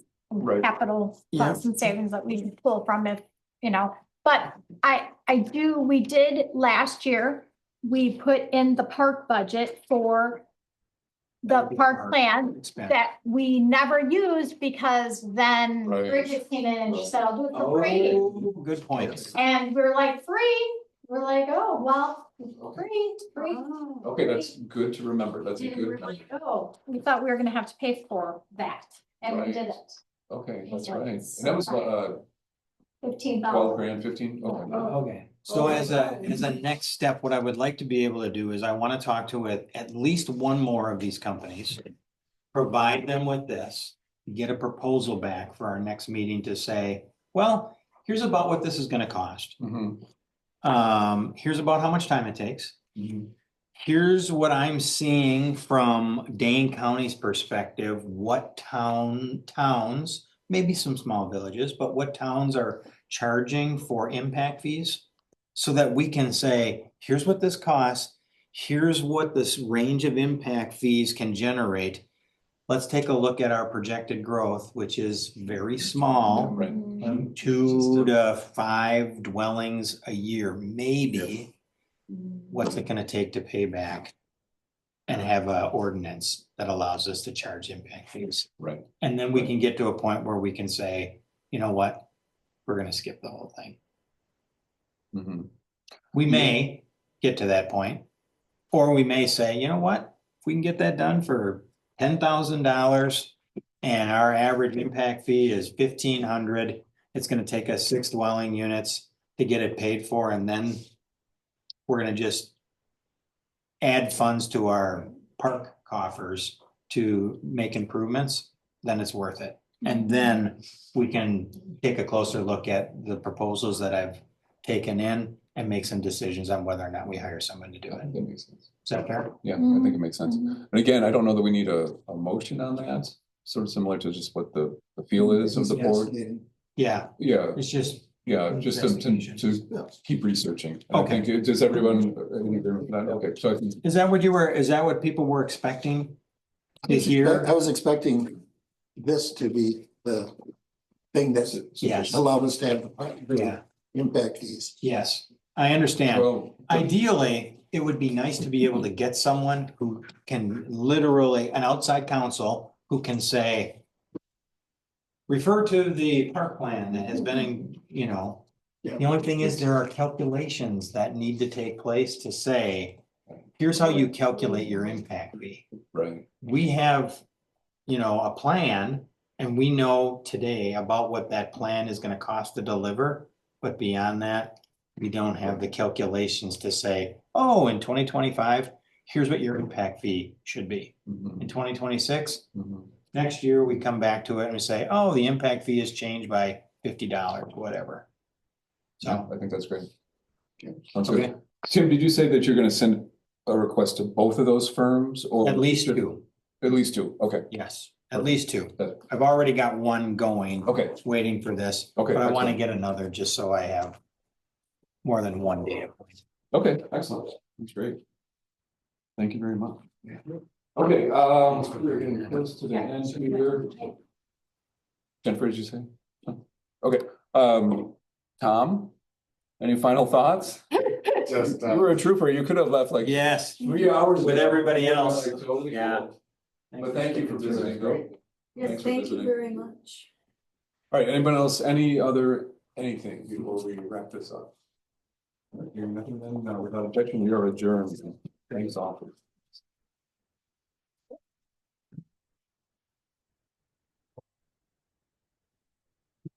What do you see is the agenda for. No, then it's for the water, it's broken, but you can plug it in to get your water if you wanna.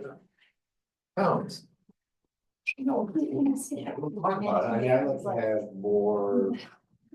Sorry, I didn't recognize. Oh, it's more. I like it more. Electronic copy of the It's park nice to plan, do that, so if but- you wanted to send Yes, that to. that'd be great. Okay, I'll And, email that to you. getting people together and having these site conversations like about like. You'll get the Yeah. gist after. Yeah, And after then- looking at just. See if the board wants to do anything with the county budget. And I was confused when all of a sudden there was one that had no mention of county engineers, no mention. purchases land and then. The ask was not clear. Well, they're smart, the fluff is, and we're